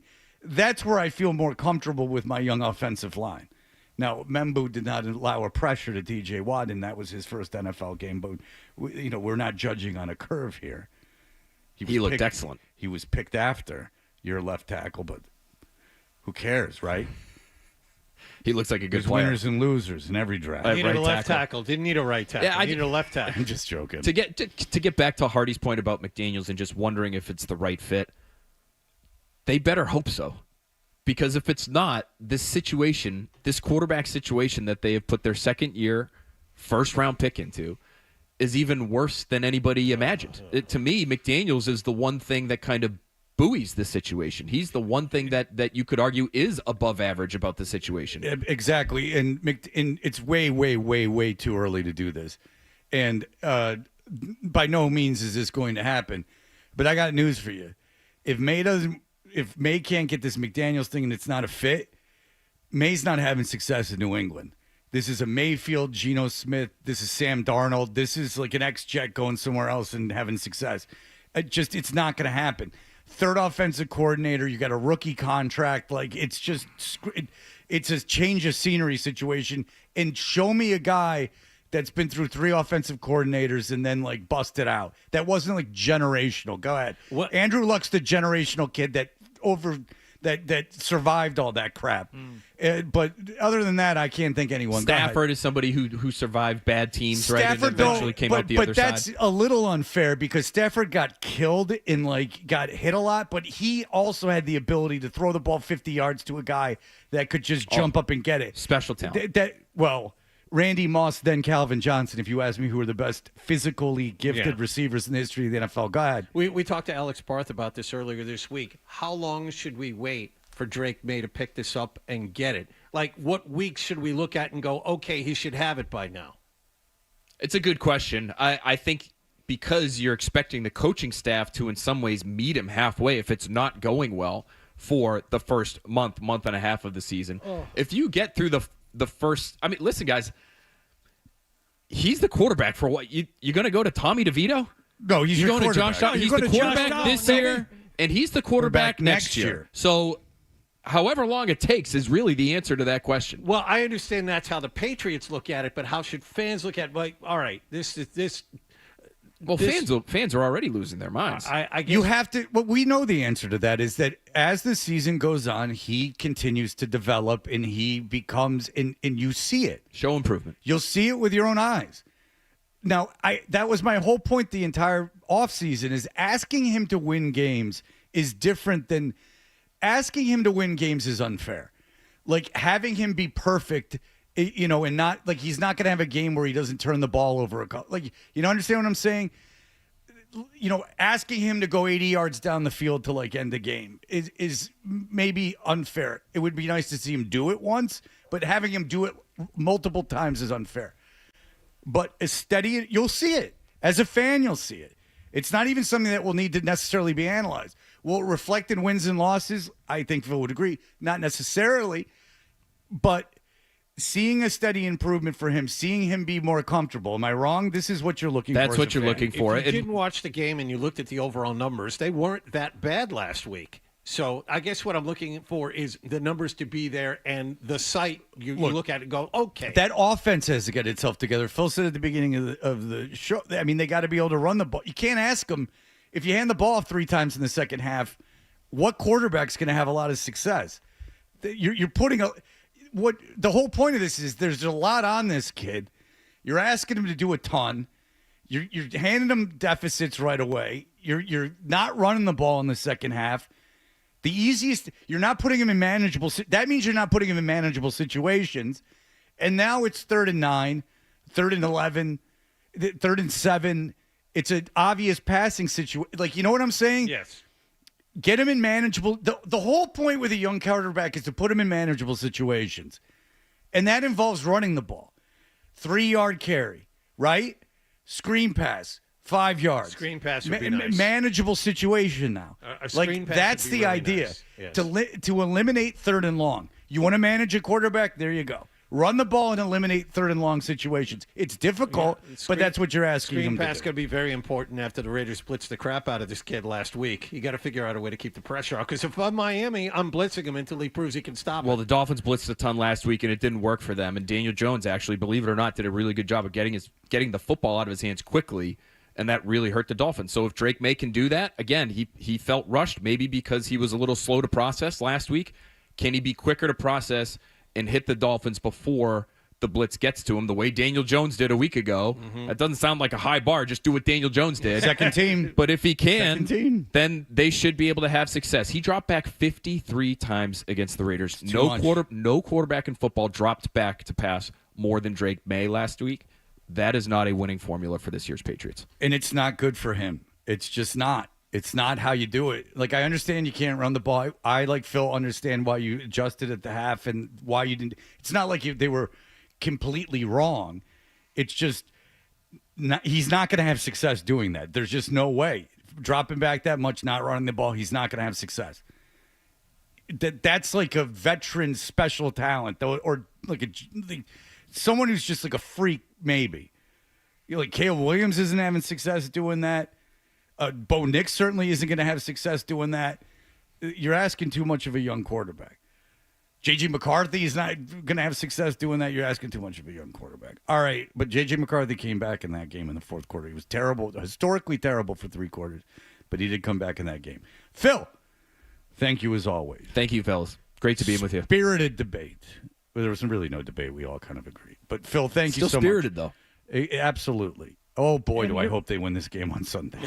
At least they put up some points. Me too. It's not about points. It's about a win for me. Well, if I'll tell you, if they put up, high 20s, low 30 points, I'd take that. When was the last time they did that? They haven't had 30 since when in a game? It's at least 3 years, right? Yeah, I think we went back. It's been Cleveland. Was that Bailey Zappi? boy, is that really the last time they scored we 30? asked Andrew Callahan this. I seem to It remember was Bailey Zappi it was in over Cleveland. 30 games. Yeah, it was Bailey it's- Zappi in Cleveland. They had 30. Suffice it to say, it's been too long. Yeah. Let's have an entertaining game. Let's do that. Yes. All right. Thank you, Phil. NBC Sports Boston. We'll be right back. Here are the headlines.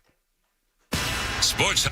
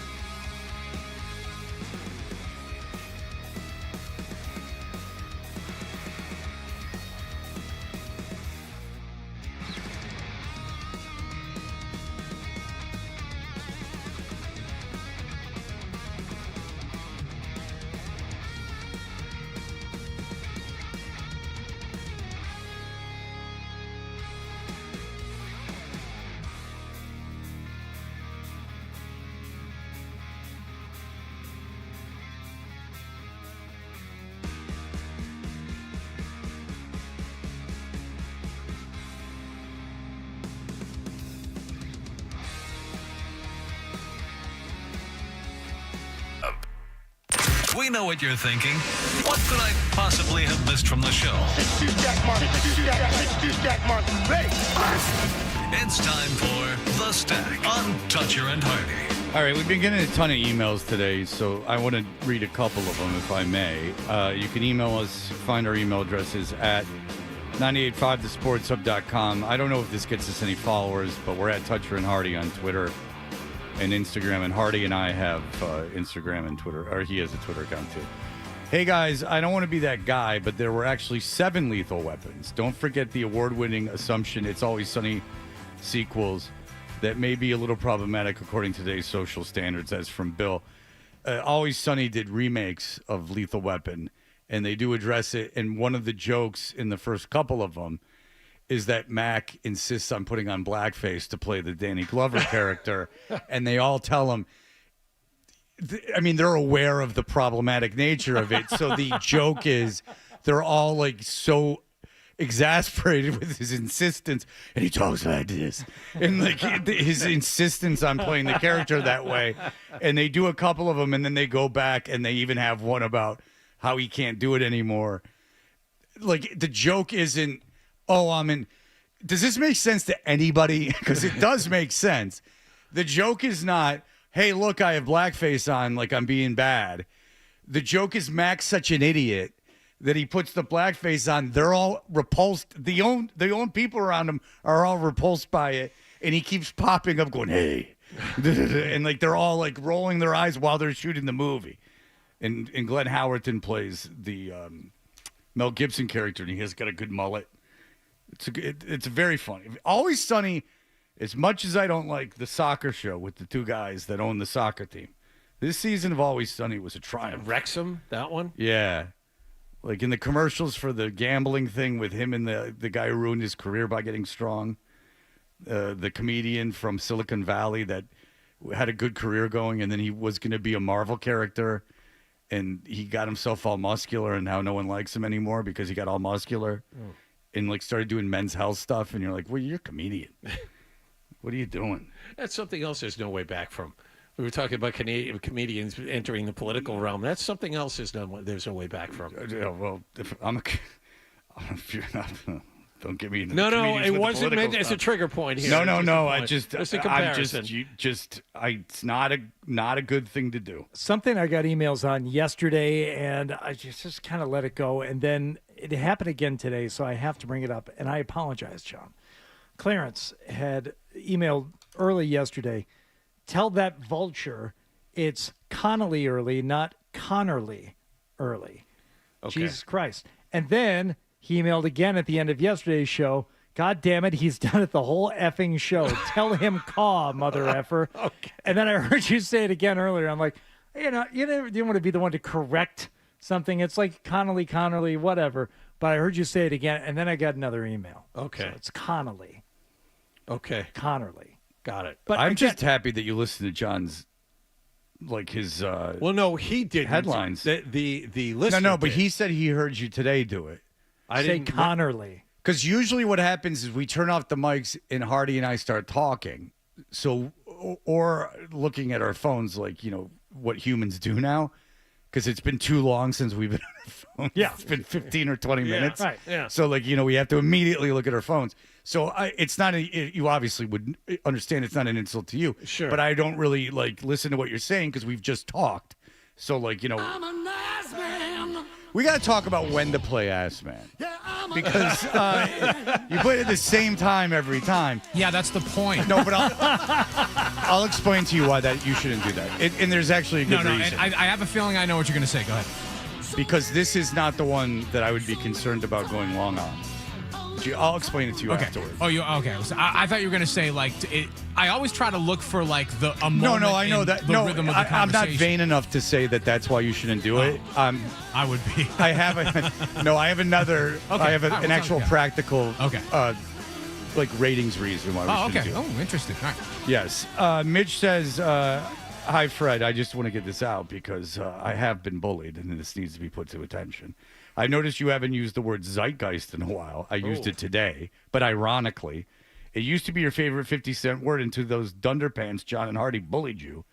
brings zeitgeist back into the lexicon. That's Mitch from New Bedford. Is he the same one who said that Market Basket is a part of the zeitgeist, and that's why it's getting so much attention?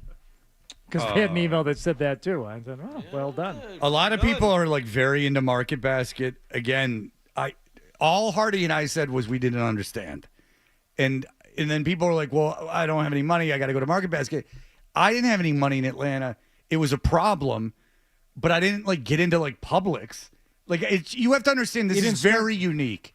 That's all. Here it is. It's not class warfare, ladies and gentlemen. It's just Hardy and I were like, "What's the deal with Market Just Basket?" having We're the not from knowledge here. of like who owns it and how it operates. Right, like who owns Kroger? Who owns Farmer Jack?